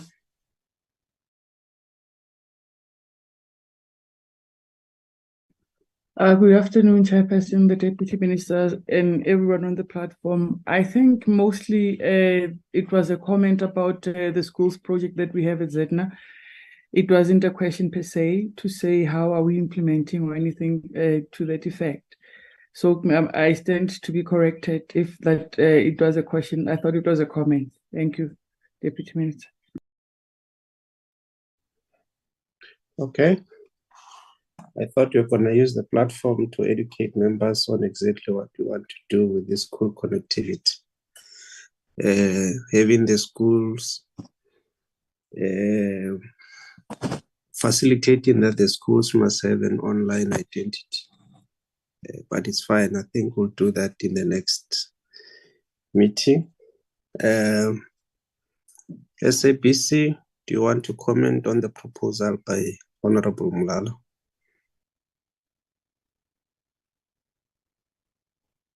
Good afternoon, honorable members, Deputy Minister, honorable Chair. As SABC, what we heard earlier, we thought was more of a comment regarding the impasse that has been reached by SABC and Centec. But I think what's important for us is that we need to reiterate that we continue to build our relationship with Centec, and that the way we understood the comment was that perhaps there could be other avenues that could be explored to help us arrive at the conclusion of the matter. However, as SABC, we are committed to, to resolving the impasse, and we continue to work with Centec on that matter. Thank you. Okay. Thank you, SABC. Although you did not introduce yourself, and the name here was just saying Boardroom 27. Do you mind introducing yourself to the members? Okay.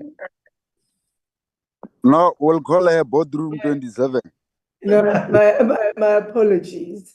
It's Nomsa Chabedi, the Group CEO of SABC. Thank you. Oh, thank you, CEO. Maybe you must just switch on your video so that the members can see you. I guess I think this is your maiden appearance. Is it not? The second one. Oh, PM. it's the second one. Oh, my apologies. I was not there in the first one. Sorry. Welcome, Group CEO. BDM, there was a question, I think, on BDM, whether will we meet the deadline for analog switch off.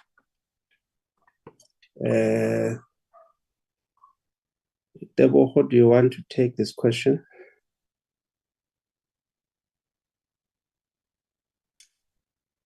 Good morning, Chair of the Portfolio Committee, honorable members, Deputy Minister, DG, and colleagues from the industry. Yes, DM, I will reflect on the question raised by committee members there. But I also want to add on the tariff dispute by the SABC as reflected on by CEO from the SABC, that we do share the same sentiment, committee members, that we have to work towards finding each other on this matter. Centec is aligned with the SABC CEO's sentiment. The issue is approached in a multifaceted, multi-pronged approach, committee members, in that there was referral to the Competition Commission first, and then the shareholder, and then there's now tribunal. So this is how the matter has been approached. There is an outcome as far as the Competition Commission is concerned, which was brought to the attention of the committee. Early this year, both Centec and the SABC brought the matter to the attention of the shareholder. The shareholder has established a process that is unfolding in terms of engaging and try to bring the two entities together. And then there's also the continuing tribunal. But in essence, the spirit of it is that we find each other on this issue and progress forward, Chairperson and committee members there. And then with regards to BDM, yes, the project has endured many challenges, delays, some justified. So as some of the stakeholders were not aligned to the process, that was managed previously. The alignment of the stakeholders was achieved to the extent that we have now been working on a two-stage approach. The first stage was successfully achieved by the 31st of July. Where we are right now, we have successfully released the spectrum to the telcos. The high demand spectrum has been successfully released to the telcos. The DG did reflect on this significant achievement for the industry development. So South Africa, as with many other international countries, is now able to leverage its high demand spectrum for the ongoing development of the state. With regards to thereafter, there were some analog distribution that were moved and retained below 694. Between the period when we commenced to switch off 2016 to date, we are remaining with about 20% of the analog services in operations. I think justifying that the significant portion of analog has been switched off, committee members. So there is that 20% remaining, which the processes of ensuring that citizens are aware of what needs to happen, those that needs to procure devices, those that are being provided with devices are being provided with devices, underway, committee members. We do not see any risk at this stage, have not formally recorded any risk that will stop us from achieving analog switch off at the 31st of December 2024. So as a result, we are tracking towards achieving analog switch off by December. Thank you.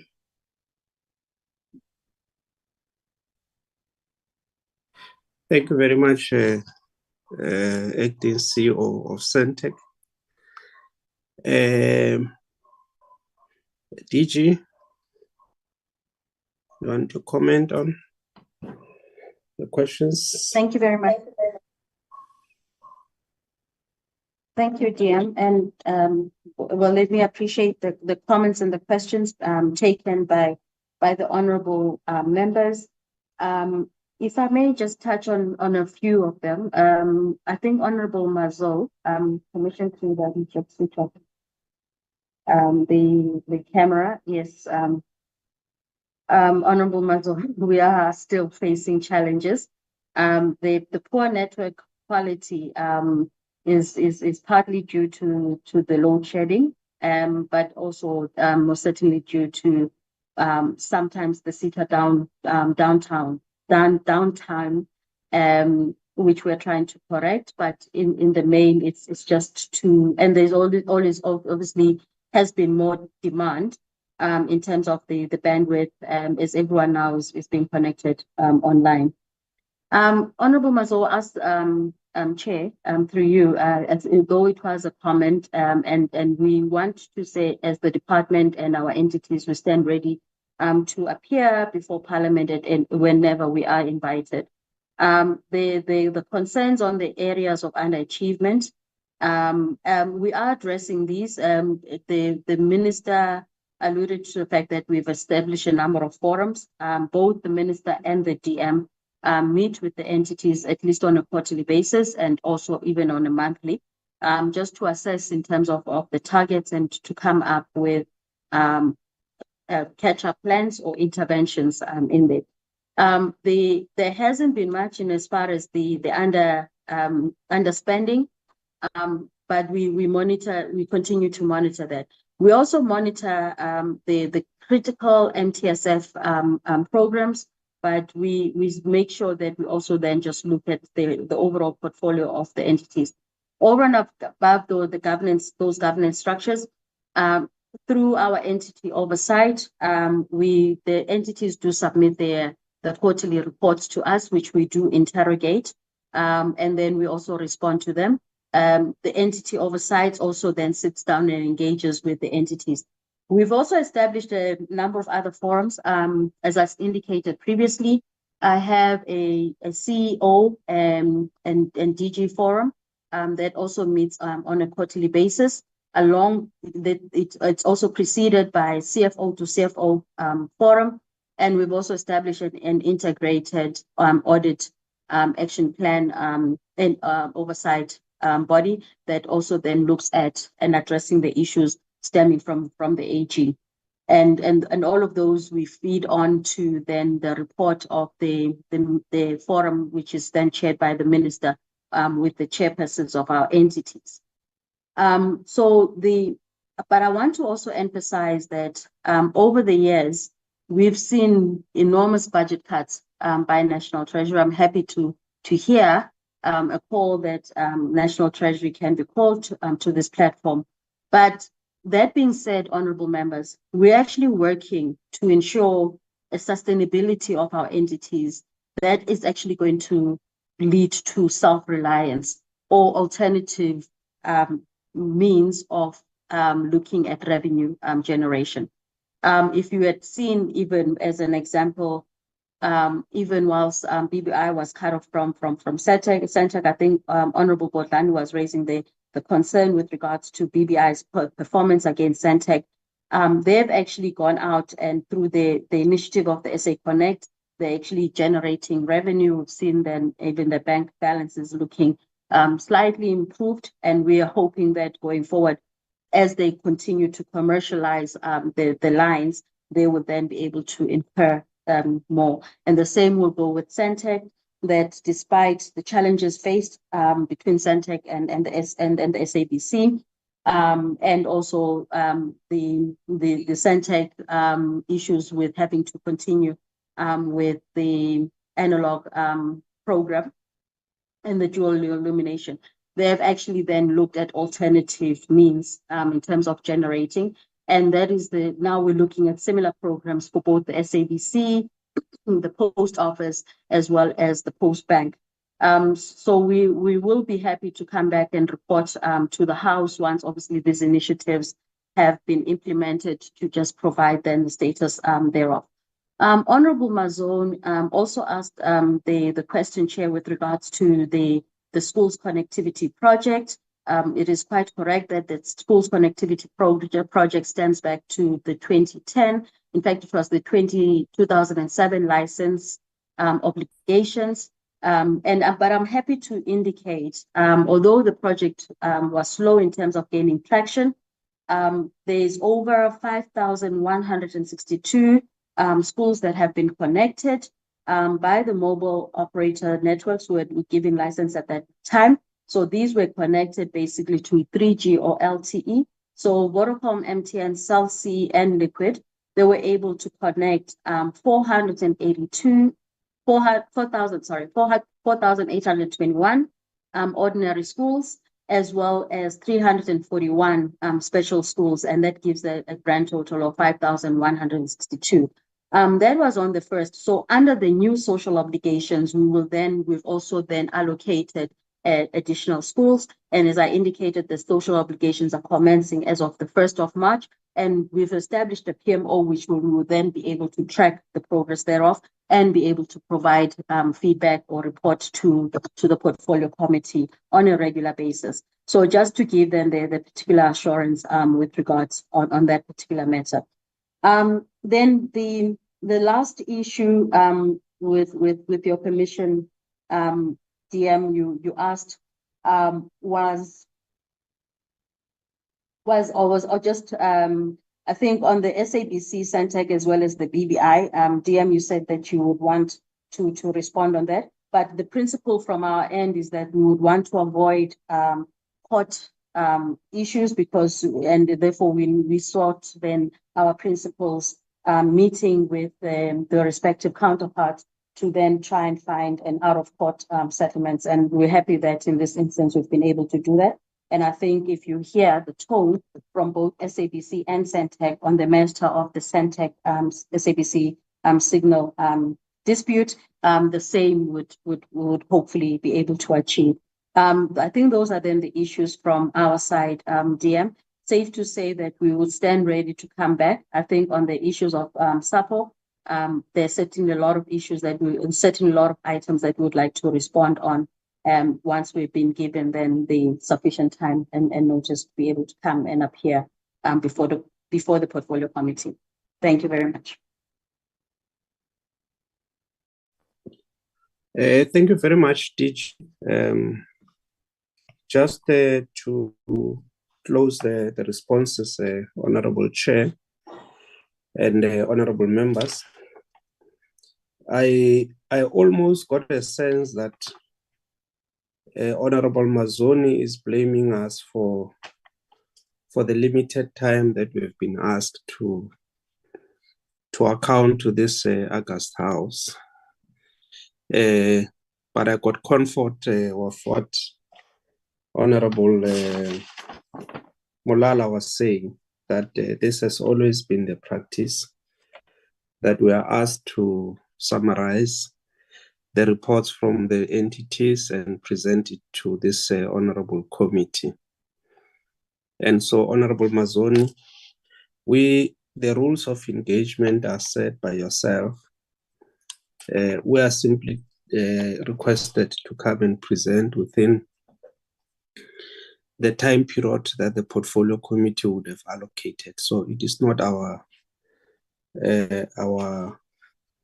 it's something that is outside of us. If you call us for a day, we'll be here and engage with you for a day. If you allocate whatever time, we will always be available to come and engage. I think that matter must be, and as Honorable Molala has said, can be resolved within the portfolio committee. So something that is outside of our sphere of influence. Chair, just to respond on a couple of things. Just to say that we are happy to, we are available to come and engage and to provide the portfolio committee with information regarding what is happening with the business rescue process of the South African Post Office, and to engage with matters that relates to the SABC, Centec, and Postbank. So we will await that invitation, Chair, if the invitation do come through. I understand the pressures that the Parliament is having generally, because at some point Parliament will have to rise as we prepare for the elections. The SABC, the Centec BBI merger, Chair, it was mentioned. Honorable Batlan was saying that it was not mentioned. It was indeed mentioned on the presentation by Centec.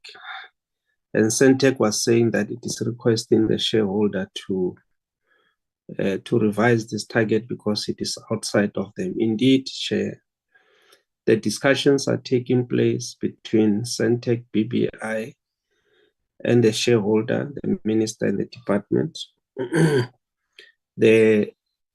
All the studies have been done. The due diligence report is available, has been discussed. The only issue is that there is some financial resources that are required to facilitate this merger. And that is the issue that is currently under discussion. So it's a matter that is receiving attention. We will also be meeting with Centec in the next 2 weeks to try and find finality on this matter. So that issue is not off the radar yet. We are discussing. Honorable Botlane makes a submission that BBI is going to be I just want to get exactly what the Honorable Botlane was saying. Says BBI will bring Centec down. Well, Honorable Botlane, unfortunately, we do not share that view.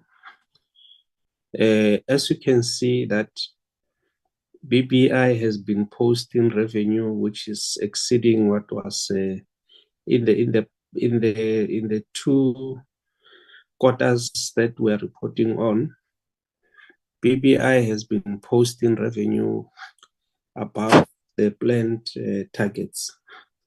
And that is because we are beginning to capacitate and allocate more resources, more work to BBI. Because honorable members would understand where we are coming from in regard to BBI, that this has been one entity that has always had a lot of potential. But it has been hamstrung by a number of things. First of all, the shareholder, the only contribution that the shareholder has made, capital injection into this company, was when it was first established. And so we had to deal with a period where BBI had to convert the shareholder loan into shareholder equity, which is something that took some time to be done. And during that period, BBI could not have the ability to approach the capital markets to raise the funding, to invest in the business, to invest in new networks, so that they can service the customers and even get more customers. And when that was done, there was also a delay from the side of the shareholder to finalize the plan to go to the market after the shareholder loans were converted into equity. So this company has always been having a lot of potential. Despite all the constraints that it has been having, BBI indeed has been performing. The only problem is that it was not having access to the adequate financial resources. There was a point where it was using operational revenue to fund the capital expenditure. So I think as we are looking at the performance of BBI and the troubles that it is having with the creditors like ESCO, we must understand this in the context of where the BBI is coming. Now that we have given it the lead task to implement the SA Connect, it is performing and it is performing very well. So we don't share that pessimistic view that it is gonna lead to, as you can see now, it's beginning to, its performance and the revenue, they're beginning to pick up. And there are no issues as of now. So the merger is going to happen. The BBI, we're capacitating it in the context of us wanting to establish a state digital infrastructure company. So this so-called rationalization will help us to do that. But of course, there are prerequisites that we have to go through before we get to that stage. BDM, I think Tebogo has responded to that. We are on course. I think honorable members will recall that we got a briefing of the 2-stage agreement that was signed with the broadcasters, was negotiated actually and finalized with the broadcasters by the minister, which allowed that we should switch off analog transmission above 700 mega, above 694 to be exact. So I think that briefing was given, that where we are sitting now, there's no analog broadcasting that is above 694, so that the spectrum can be made available to the mobile network operators. And as part of that agreement, we've agreed that come the end of this calendar year, December, all analog transmission is going to be switched off. So it's part of that 2-stage agreement, which members have been briefed on. On the SABC Sentech tariff dispute, what we can say, Chair, is that we agree and we support the efforts of the 2 boards the board of SABC as well as the board of Sentech. They have established a subcommittee of the two boards to discuss this matter, to look into the possibilities of resolving it. And as the group CEO is saying that there is commitment to resolve the matter. Of course, if SABC is of the view that they need to explore the option of taking the matter to the competition tribunal, it's within their competence and their right to do that. All what we can say is that it will be better that the matter gets to be resolved. You would recall, Chair, that the Competition Commission has determined that they don't, actually from where they are sitting, they don't think that Sentech is charging uncompetitive rates. So they declined to give a directive that says there's uncompetitive pricing or tariffs. We had thought that the matter was going to be left at that, be laid to rest, so that we find other alternative means of engaging, looking at the proposal that was put forward by Sentech. But of course, we learned that the board is exploring other options, including going to the competition tribunal. As you know, that the board is independent, so we must give them space to do that. As we have said in the past, including on this platform, Chair, our wish is that we could find other alternative means of resolving the Sentech. Linked to this, Chair, is a rising debt that continues to rise, which we have also made an appeal to the SABC once more to please service this debt. Service this debt so that the two institutions don't collapse. Because if this debt is not serviced, Sentech will come to a point where all their reserves are going to be depleted. And they've told us that I think it's between 6 and 9 months.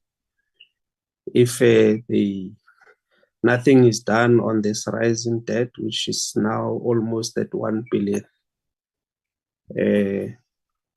Sentech will not be able to continue as a going concern. So it means that the signal that the SABC is getting from Sentech is no longer going to be available. And the two entities will be in serious trouble. So our appeal has always been, please service the debt that is there, at least according to what you think you should pay and what has been agreed to. We think that we understand the situation, the financial situation is at the SABC, but at least we still continue to appeal that pay your dues, because you do receive a service from Sentech. On the USASA disestablishment, Chair, we have come to a conclusion, and I think we did brief the portfolio committee at some point. We have come to a conclusion that we must take a different approach in dealing with the disestablishment. We have engaged extensively internally, including consulting with the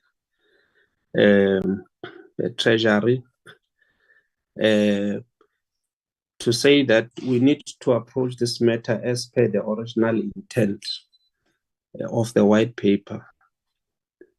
And what is the original intent? The original intent, Chair, is that we must first bring a bill to Parliament which will seek for the formal disestablishment of USASO.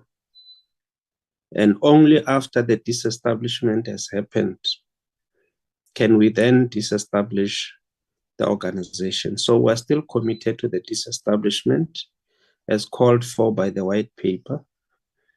But we think that we need to do the process right, because this entity, it's a creature of legislation. And so first, that legislation, that enabling legislation has to be repealed for the entity to cease to exist. And we are still committed to the fund, USAF, and we think that there is a different model that we can always come and brief the committee on how we think we need to repurpose the fund to be a digital developmental fund as originally was envisaged. So the minister has determined that for that process to be concluded, we're going to need about 36 months, which is 3 years. And so in the intervening period, the moratorium that has been placed has been lifted. The entity has been requested to capacitate the organization at least for the next 3 years so that it can continue as a going concern. And then the next parliament will then consider that legislation, which normally it will take maximum 3 years. Sometimes it does take less, sometimes it does take more. And so this is in response to your question. So we agree 100% with yourself, Honorable Mlala, that let's free up the entity to operate in that intervening period whilst we are busy with these processes of disestablishment. Honorable Mazzoni spoke about connectivity, that for many years we've been talking about how we can connect the rural areas and the schools and so forth. Honorable Mazzoni, we are still committed to that program through the SA Connect program, which, as we know, that it is a policy that seeks to meet the technology demands or technology targets of the NDP. And we are not unique in the challenges that we face in connectivity. Many other countries are going through similar challenges. You know, Honorable Mazzoni, that there is about 2.6 billion people estimated by the UN who are left unconnected as we speak across the globe. So we are not the only one.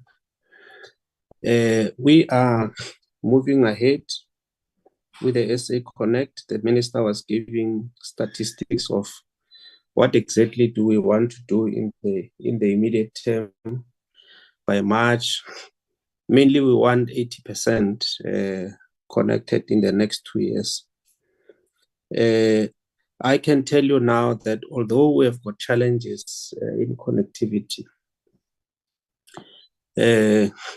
but according to the latest statistics from Stats SA that came from the census that was conducted recently, 79% of South Africans are connected. They have got access to the internet. So we've got 79% internet penetration in the country. So we're left with about 21% to cover the entirety of the country.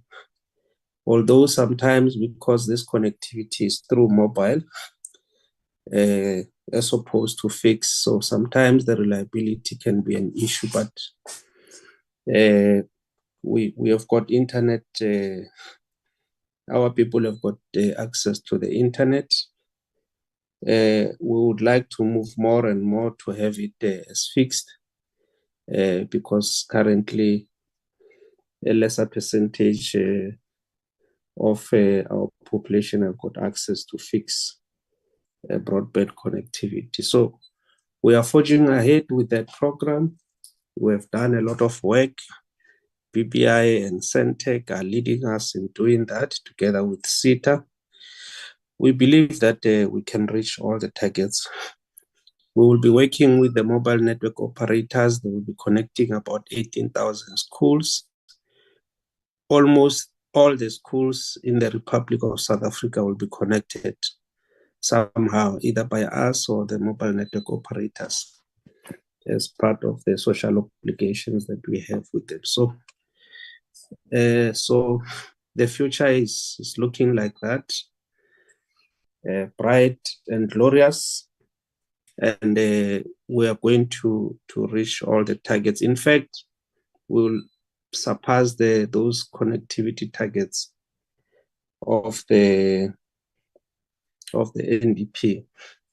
Chair, I think I'm very sorry if I've taken more of your time, but I thought that given the concerns that were raised, we must respond as comprehensive as we can to all the questions that members have raised. We agree with the Honorable Botlani and other members about the effect of load shedding. The Minister of Electricity is working around the clock to deal with the load shedding, but it is a binding constraint. It is a factor that is affecting all of us, including our sector. It's affecting even more the telecommunications companies, but it's something that the government is working on. Thank you very much, Chair. Over to you. Thank you, Deputy Minister and team, for your responses. As we move closer on the item, I think the responses were quite detailed for specific questions. But of course, this does not take out the importance of the committee to further engage with the entities as identified. So this is something we would keep on working on in our program. But I must state this, that whether it is physical or it is virtual, it's important that we also play our role in processing the information that we receive, because that's the basis of engagement, is that you would have processed the information before. Necessarily, the presentations are meant to also take members of the public on board, as they would have not received the detail. Otherwise, in some situations, we would have to cut the time that is spent on presenting, but create more time for the actual engagement, because members, it's assumed they have processed the information that is given to them. So this is what informs what Honorable Mlala raised, that over the term, this has been the approach. We started from that point of each entity presenting, and members at the time complain about the time it takes, because you can't do it over one day, looking at the numbers we have. And then we opted for a summary. Again, that summary was based on ensuring that we call the entity oversight unit of the department has a role to play, even before matters come before Parliament, because they have a better space to be briefed. And therefore, as part of accountability, it was also to make them to account that. So that's why they would prepare those summaries, which do not take out the individual presentations received by members. And of course, members at the time would complain about the time, so that you must receive them on time in order to process those. So I thought it's important that we started from somewhere, so that it's not like we have any intention to stifle discussions in in the portfolio committee or do anything to shield the executive and entities from accounting to the committee. That's never been the intention. But of course, we have to be patient with each other, honorable members, that throughout the term there has been changes on the membership, in particular of the DA, whilst we remained consistent. So we have to balance that, because those that have received these presentations before, it will be like repetition. But of course, it may sound new to those that have not been part of such a discussion. So we always have to create that balance. Right, and I want to state just one example. Just from the beginning of the term, we were presented with the legacy report. And that legacy report indicated that indeed certain things had to happen at a particular time and they have not. The attitude of the committee was that we will not be part of the statistics. That were also one committee that presided over and nothing happened on those aspects, what I call BDM, what I spectrum auctioning and so on. And therefore, whatever is an improvement at this point should be understood as robust oversight of the committee over a period of time. And therefore, it means that it didn't just happen. It happened because the committee was focused. The committee didn't want to be part of the statistics that you once presided in 2010, nothing happened. It has happened now. And I think we should appreciate that there is improvement, because there's also improvement on the oversight aspect. And I think for me, the demand for more time and all that should also be taken also in that spirit, that it is still about ensuring that that oversight focus is not lost, even as we get to the completion of the year, and maybe put aside electioneering because there's elections, but take the journey of the committee from 2019 up to here and say these were the focus areas, how far have we moved on those. And I think the record speaks for itself. And therefore appreciate that it could not happen in 2010, but it has happened in the 2019 to 2024 term of office. So because there's oversight that's happening, and there's an executive that implements, and the entities are trying to do their best in that scope. So I thought also that aspect is important, because the handover as we change members may not be happening all the time. But it's important not to kill the good work because certain things could have not happened in the past when they are happening today, and that we do not want to give recognition to that. So that's the second point. I think the third point for me is that some of the matters have already been addressed when we're dealing with the revised APPs. And we have concluded there, whether it is about the disestablishment and so on. As you were speaking to it, DF, that's exactly what was the understanding, and that they must now move and do what they are supposed to do as entities until there's that provision in law to do otherwise. But at this point, we're implementing the existing law. That's the understanding we have.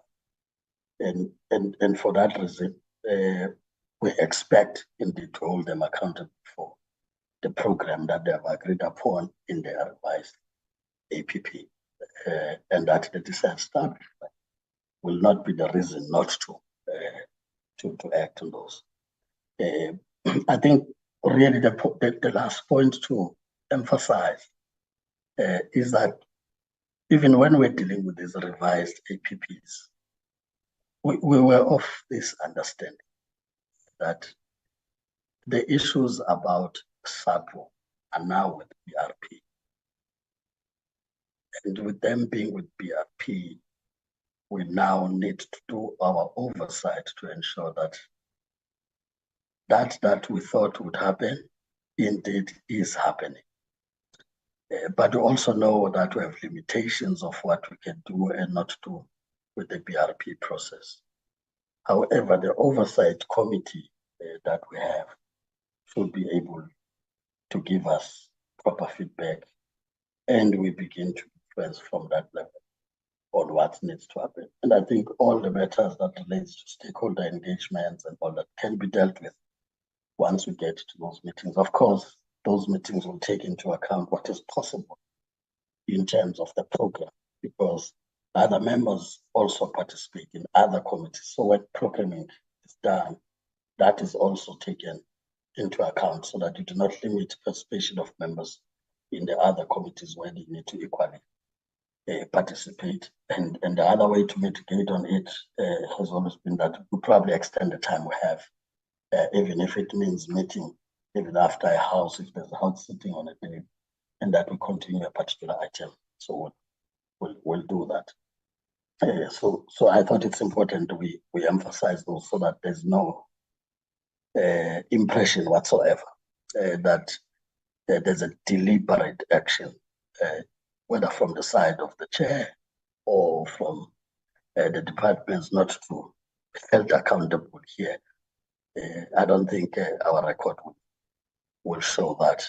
It will show actually the opposite, that as a committee united, we have been in the forefront of ensuring that certain things happen through oversight that we have done. And the results in a number of them are positive, as we're getting figures just now. So we'll come back, as I said, whether physical or we go hybrid or whatever is possible that Parliament is able to assist us on.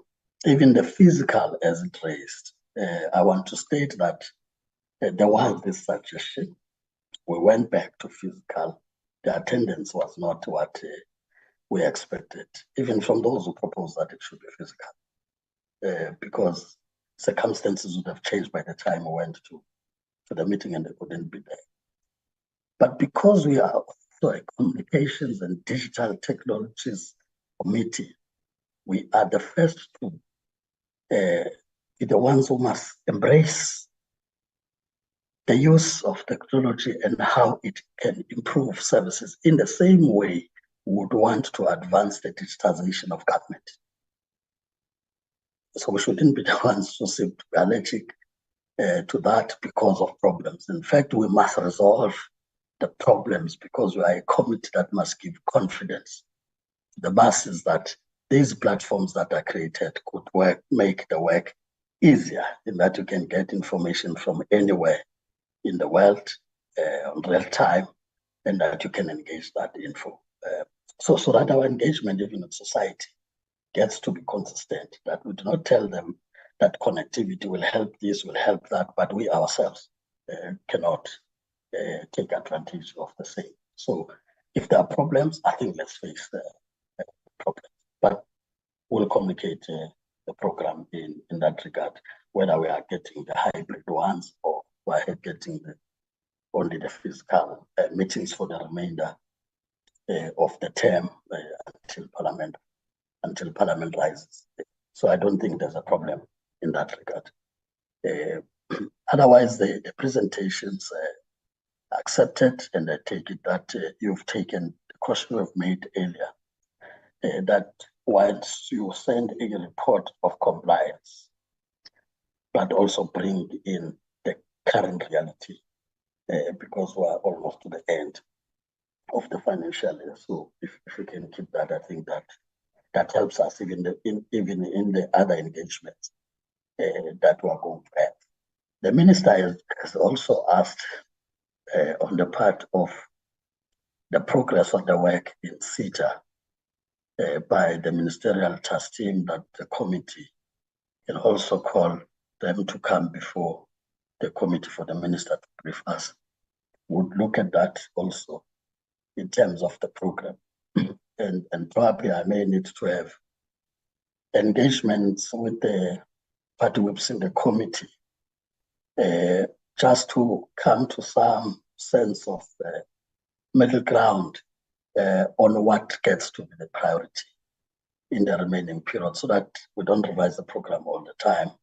But when the chair's office approaches the House chair, at least you'll approach from a sense that there's a sense of agreement generally, even though we will not agree on everything, generally for parties that these areas of accountability are important to term.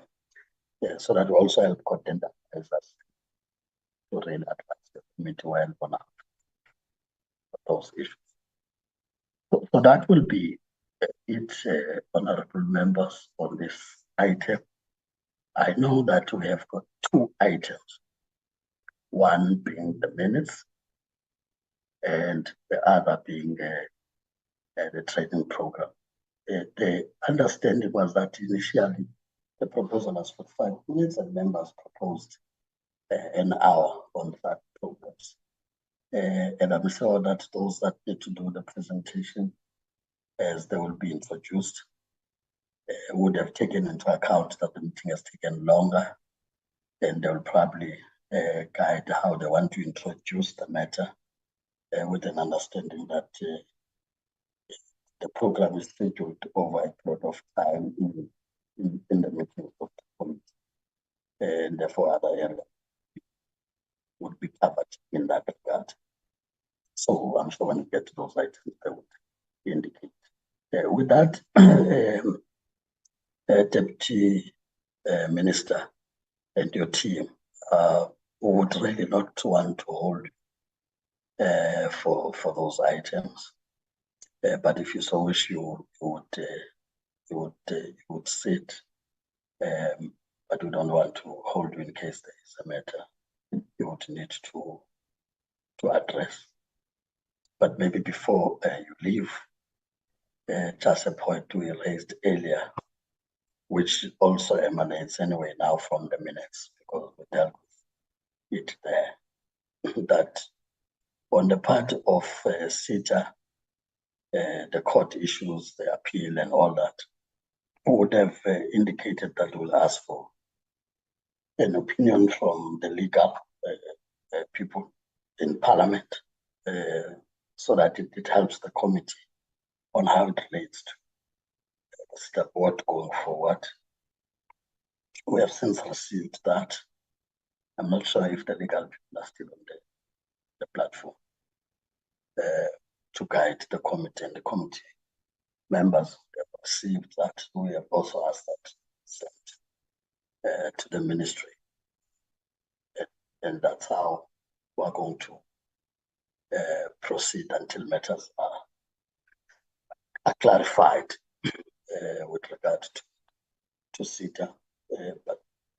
But the approach we have taken today of making the department and the ministry accountable, in my view, does not go against whatever the advice we have received with regard to the board itself.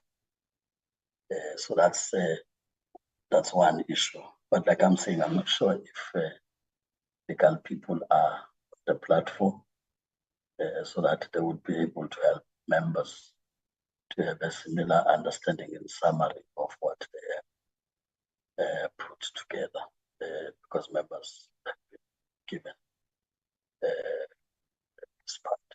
Right? Is that Mr. Sobela? Are you from legal, right? Correct. Okay. So like I said, it will really be to summarize, because members would have received the opinion, and then you can talk to that before we get to the minutes, because the matter that arises from the meeting that we had, and we said we will indeed give members what comes out of that process. Okay. Are you in a position to speak briefly on that before we take over? Yes, thank you so much, Chairperson. I will just show my face for a moment so that the meeting can at least recognize the face behind the voice. I will be switching it off now for purposes that have been explained by previous speakers. Thank you so much. I do not know, Chair, if the the committee secretary will maybe be flighting the opinion, but it may not be necessary. I will just try to indicate, since you were saying the honorable members do have copies of the opinion that was sent. So I will just, as I go through the summary, indicate which specific points I am referring to. So if I'm at point number 1, I'm going to say I'm at point number 1, point number 17, in terms of us going through the summary of the opinion. And therefore, just to start it out, Chair, we will just deal with the issue of the introduction. And as you were explaining, the issue was triggered by a court judgment of the Gauteng High Court dated the 2nd of February 2024. And the matter arose because the board that was removed in June, round about June 2023, which was represented by Ms. M. Mosidi, and we will refer to it here in paragraph 1 as the erstwhile board, which is the former board in simple English terms. That in light of the High Court judgment in their favor, whether they may appear before the PC as the accounting authority for the State Information Technology Agency, which is SIT, or whether the interim board, which the minister appointed subsequent to him removing the erstwhile board, may appear before the PC. So those were the issues, and the matter was just responded to briefly before we wrote this formal opinion. Now, on paragraph 2, Chair, and I'm going to skip other paragraphs, as I said, so I will just go on the paragraphs that I feel are important and relevant for this particular committee. Our office provided urgent advice on whether the judgment of acting Judge Yende suspended the decision of the minister to appoint an interim board, and therefore whether the erstwhile board had locus standi to present to the portfolio committee. And our opinion will therefore touch on this advice as a starting point. And we reiterate that at the time our advice, which is the advice that was just through an email around about the 8th of February, our office did not have access to any court pleadings related to an appeal against this judgment and could not speak to the consequences of such a litigation step. We will also deal with that in this opinion. The legal question to be answered, Chair and honorable members, is whether by filing a notice for leave to appeal, the implementation of this judgment, which is in its nature an interlocutory order, has been suspended. And linked to the above question is which board therefore has the necessary standing to appear as the accounting authority for SETA before this portfolio committee. So that was the legal question we sought to respond to. The background to this matter, Chair, is that on or about July 2023, the Minister of Communications and Digital Communications removed members of the erstwhile board from office. 3 of the board members, dissatisfied with the decision of the minister, took the matter to the Gauteng Division of the High Court. On 22nd July 2023, the minister appointed an interim board to take over from the erstwhile board. And as per norm or practice, an interim board is appointed to fill a gap until a permanent board is appointed. And then on the 3rd of August, the minister appointed a permanent board with the concurrence of cabinet. So that's the factual background that we want to present to this meeting. And we will then jump to the court order, which was only on part 1, which is interim relief, which was granted on the 2nd of February 2024 by Acting Judge Yende. That's on paragraph 9 of the opinion. The court order can be summarized as follows. The decision by the first respondent, which is the Minister of Communications and Digital Technologies, dismissing the members of the Board of Directors of SETA SOC Limited on 18 July or 21 July 2023 be suspended pending the finalization of Part B hereof. And if we were to just interject there and say Part B would relate to the final determination of the matter, as we have explained that Part A dealt with interim relief, that in the interim, this is what should obtain, but there would be hearing of this matter on Part B as and when it has been enrolled as such. The decision by the first respondent, which is the Minister of Communications and Digital Technologies, appointing the interim board of directors on 21 July 2023, be suspended pending the finalization of Part B hereof. And that the removal and or dismissal of the board of directors on 18th or 21st of July 2023 be suspended, and that the board of directors of SETA removed or dismissed on those particular dates be reinstated with the effect from 18 July 2023, pending the finalization of Part B hereof.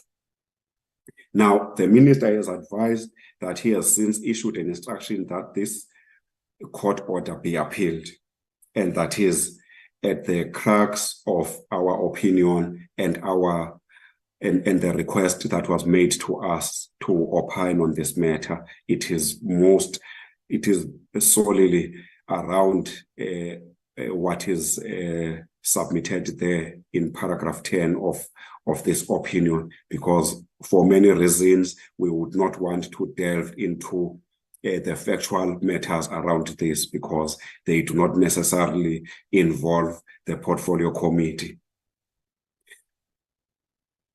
And when we're on paragraph 11, we just emphasize there that we have interacted because we had to get certain assurances now from the legal team of the minister, which for our purposes is the Office of the State Attorney in Pretoria.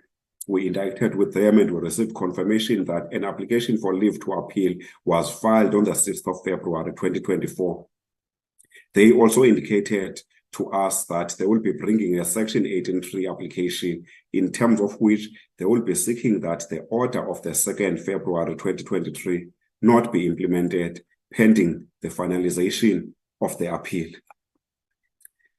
Our analysis, and we start off with that analysis with just quoting from case law, which is in the matter of the Department of Transport and others versus Tasima Pty Limited, which is a constitutional court matter. And it's stated as follows, and we want to, when we're reading that, it be read with that Section 18(3) explanation we're making it at paragraph 11. Only an order of constitutional invalidity requires confirmation by the Constitutional Court to take force. The general rule is that orders that do not concern constitutional invalidity do have force from the moment they are issued. And in light of Section 165(5) of the Constitution, the order is binding, irrespective of whether or not it is valid until it has been set aside.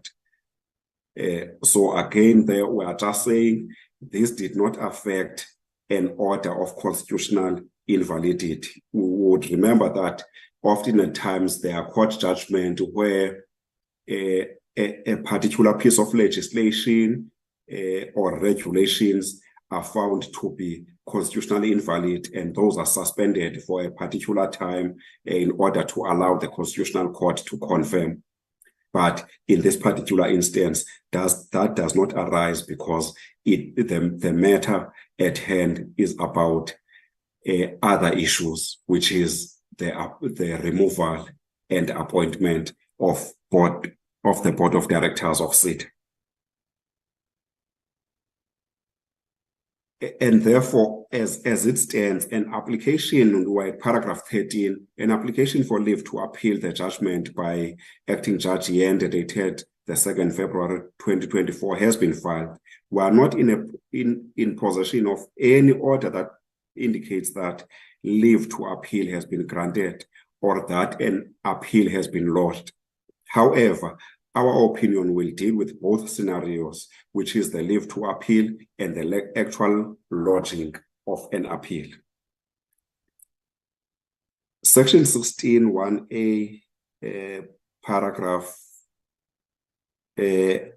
I of the Superior Courts Act 2013 states that, subject to Section 15(1), the Constitution and any other law, an appeal against any decision of a division as a court of first instance lies upon leave having been granted. And we emphasize those words, upon leave having been granted.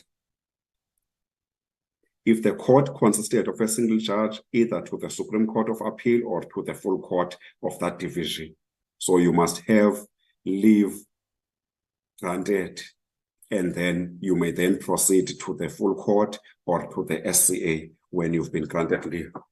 The matter concerned has no bearing on the invalidity of an Act of Parliament and therefore is not subject to Section 15(1) of the Act. We then emphasize again the point we are going to make in our conclusion by utilizing case law in Cilliers and others versus Ellis and another, paragraph 15, which Acting Judge of Appeals then made the following remarks. It is tried that, generally speaking, a judgment or order is susceptible to appeal if it has 3 attributes, and those attributes are: 1, the decision must be final in effect and not susceptible of alteration by the court of first instance. Secondly, it must be definitive of the rights of the parties. We make an emphasis there. And it must have the effect of disposing of at least a substantial portion of the relief claimed in the main proceedings.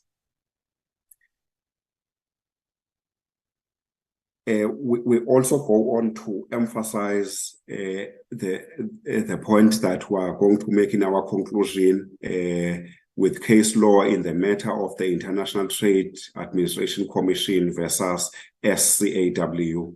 The Constitutional Court summarized the law on interim orders and concluded as follows: as we have seen, quote, as we have seen, the Supreme Court of Appeal has adopted the general principles on the appealability of interim orders.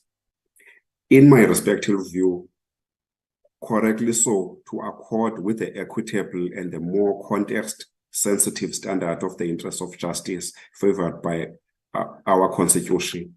For instance, it has been correctly held that in determining whether an interim order may be appealed against, regard must be had to the effect of the order rather than its mere appellation or form. So we ask again, and we're going to deal with that when we conclude. What is the effect of the order that has been granted?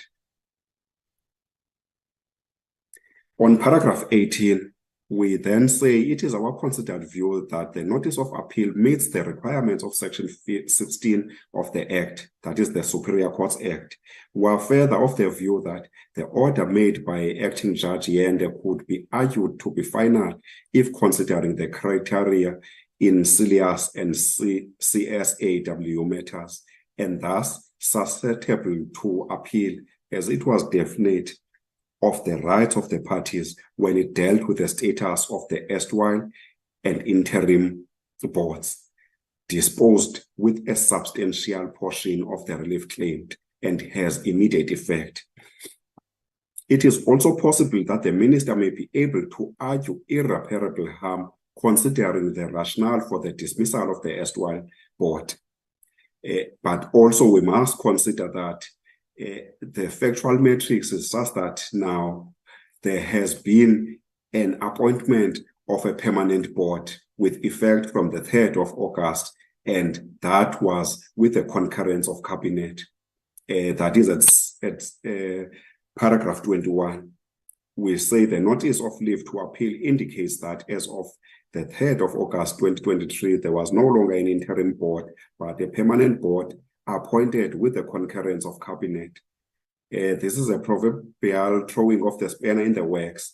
A further complexity is the submission made in the minister's application for leave to appeal papers to the effect that more than 50% of the erstwhile board members had since resigned, meaning it is only 3 board members that had taken the matter to court that were still available and had not resigned.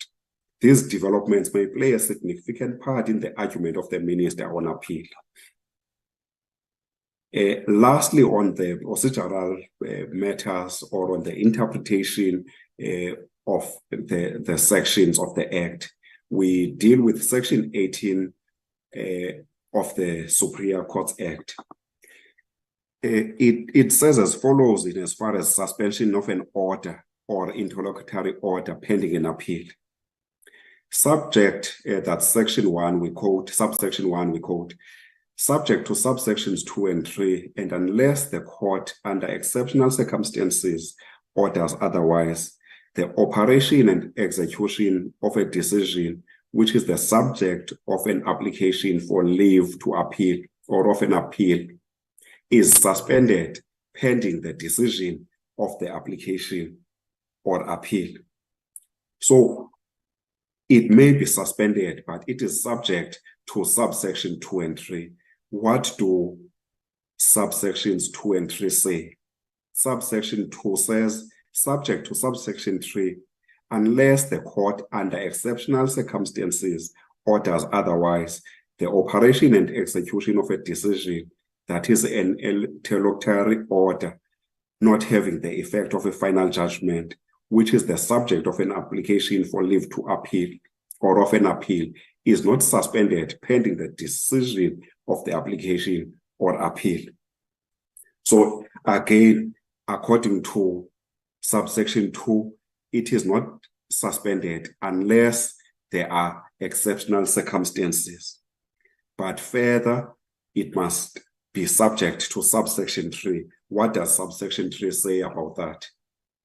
Subsection 3 says a court may only order otherwise as contemplated in subsections 1 and or 2 if the party who applied to the court to order otherwise, in addition to making that application for the court to order otherwise, proves on a balance of probabilities that he or she will suffer irreparable harm if the court does not so order, and that the other party will not suffer irreparable harm if the court so orders.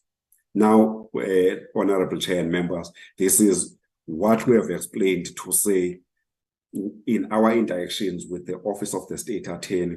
They have said they are going to, on top of the application for leave to appeal, going to make a Rule 18, a Section 18, subsection 3 application, so that they may request the court to order that the judgment or court order of the 2nd of February is not implemented because the minister will suffer irreparable harm if they continue, and that the other party will not suffer irreparable harm. So in essence, that is the nature of a Section 18.3 application in terms of the Superior Courts Act. But at present, when we deal with with paragraph 26 of our opinion, the order by Yende AJ is not suspended and must be implemented. The Portfolio Committee may inquire from the minister whether the request for the interim order to be suspended was granted by the court. Unless the court granted this order as provided for in Section 18.3 of the Superior Courts Act, the order must be implemented. Our conclusion, therefore, is that that order of the 2nd of February 2024 is valid until set aside by another court, unless the minister can advise the committee that the request for the interim order to be suspended was granted by the court. The order must be implemented in the premises. Therefore, the current accounting authority of SETA is the Estual Board. And as we have said, unless we can get proof otherwise that there was a successful Section 18.3 of the Superior Courts Act order that has been granted. I thank you so much. That's it, honorable members. That's the feedback as committed in the previous meeting. If you want clarities, the legal people are here. You can do that before we take a way forward and get to the next part. Any member?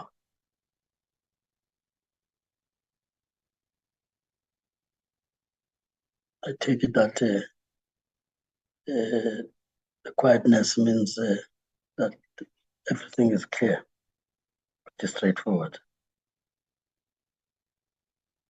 I've confirmed and I've seen it also in the chat that the ministry was also forwarded this. And I want to guide the meeting, honorable members, as follows: that I accept the legal opinion that has been given. And indeed, if there are new developments, the ministry will brief the committee. But as things stand, this is what we have. And that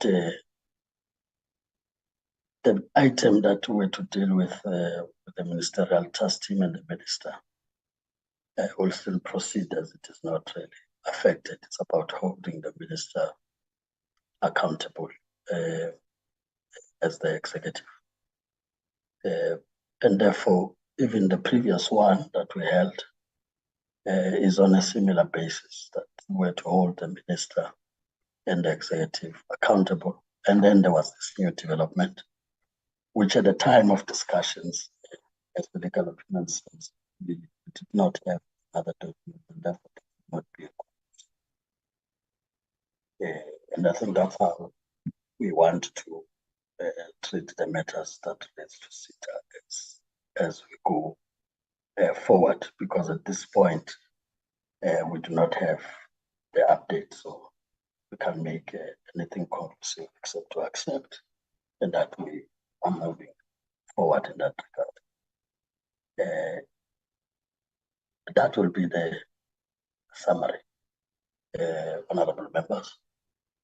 I take it that that summary, therefore, it's agreed to as our way forward in terms of engaging in the other items that would come before the committee.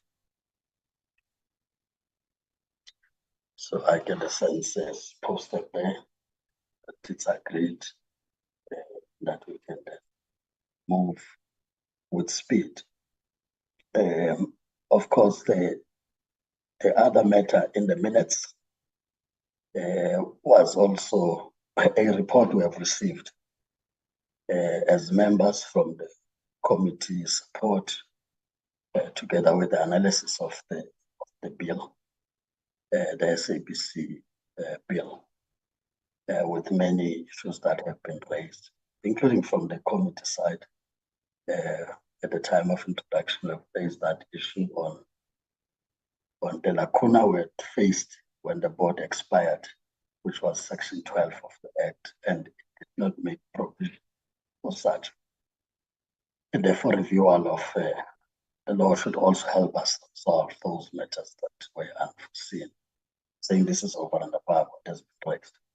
We are having, I think, before us, all those submissions made, including those that got to redrafting and so on. I don't think we have capacity to deal with that issue for us to plan our public hearings properly going forward, because they will raise almost similar issues that they've submitted. They've only indicated that if they need to be engaged, they are ready to get and make oral presentations of the same.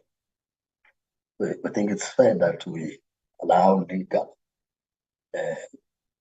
interact with the department on those matters, so that it is clear whether this require a response that is drafting or not on those aspects that are being raised.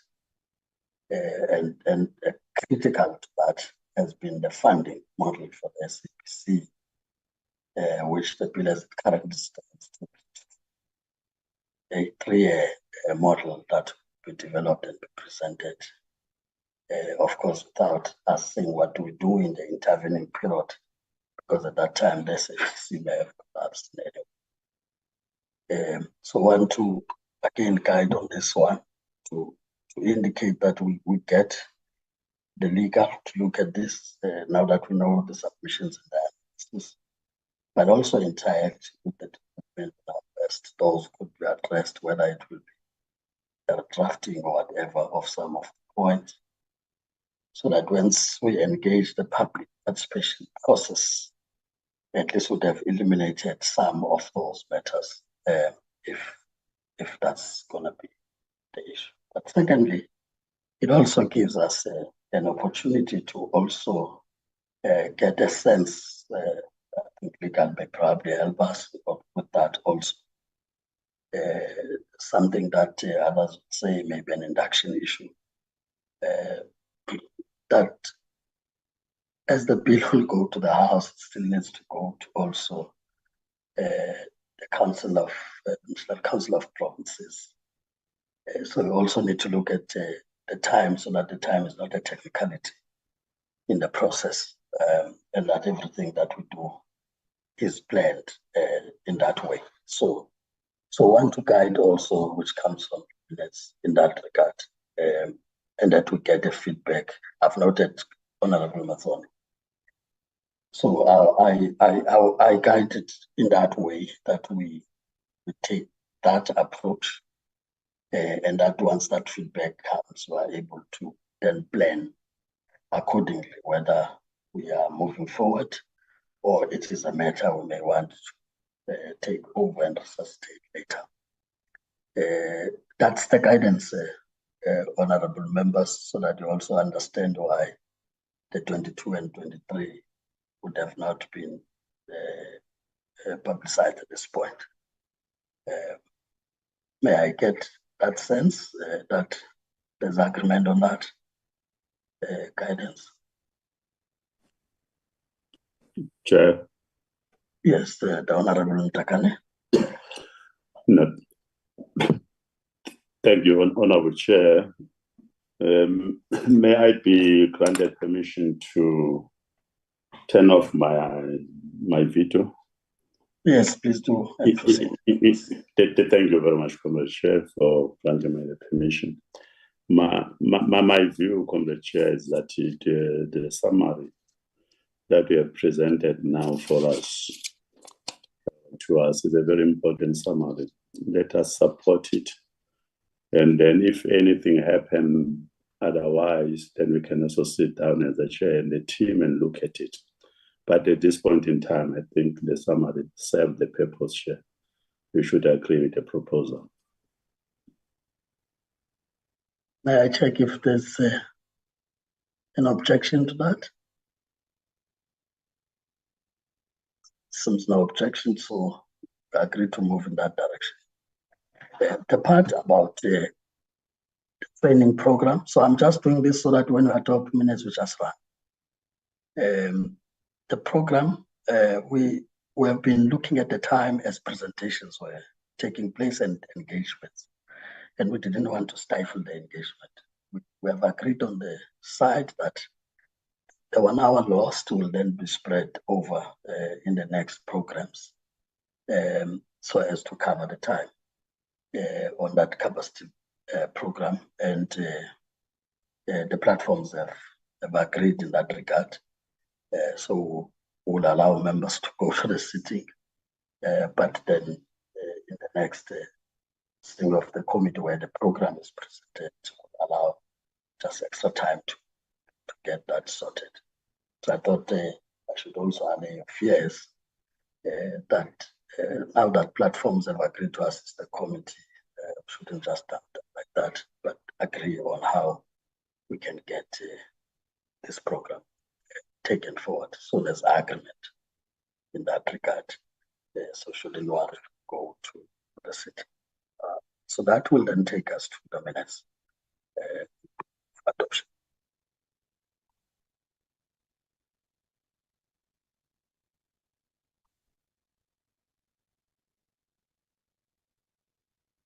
Minutes of the 6th of February, Chair.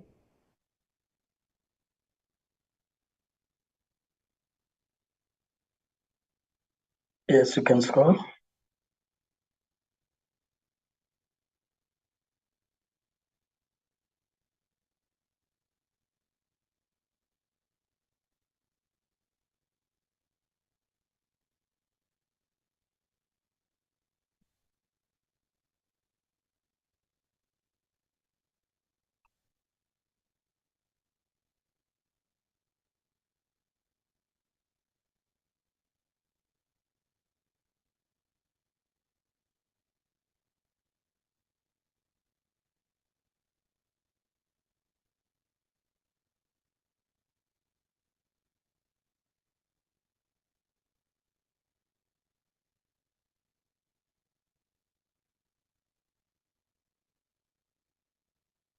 I check if there's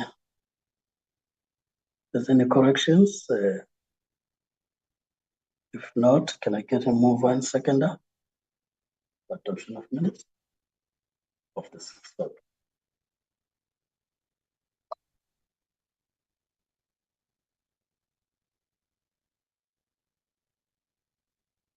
Can I get a mover and seconder? Person I move. Honorable Roland moves. Can I get a seconder?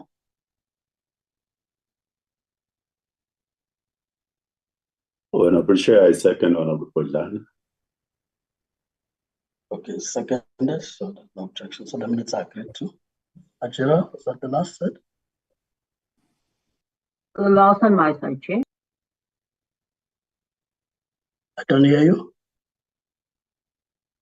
The last item is the minutes, Chairperson. Yes, like I said, the other item will then be spread over the honorable members. So this means that what you had on the program as public hearings are postponed until further notice in line with the agreement. With that, honorable members, thank you for your time and engagements, as well as those from the department and the ministry who are still on the platform. We still want to thank you for coming before the committee and the meeting stage.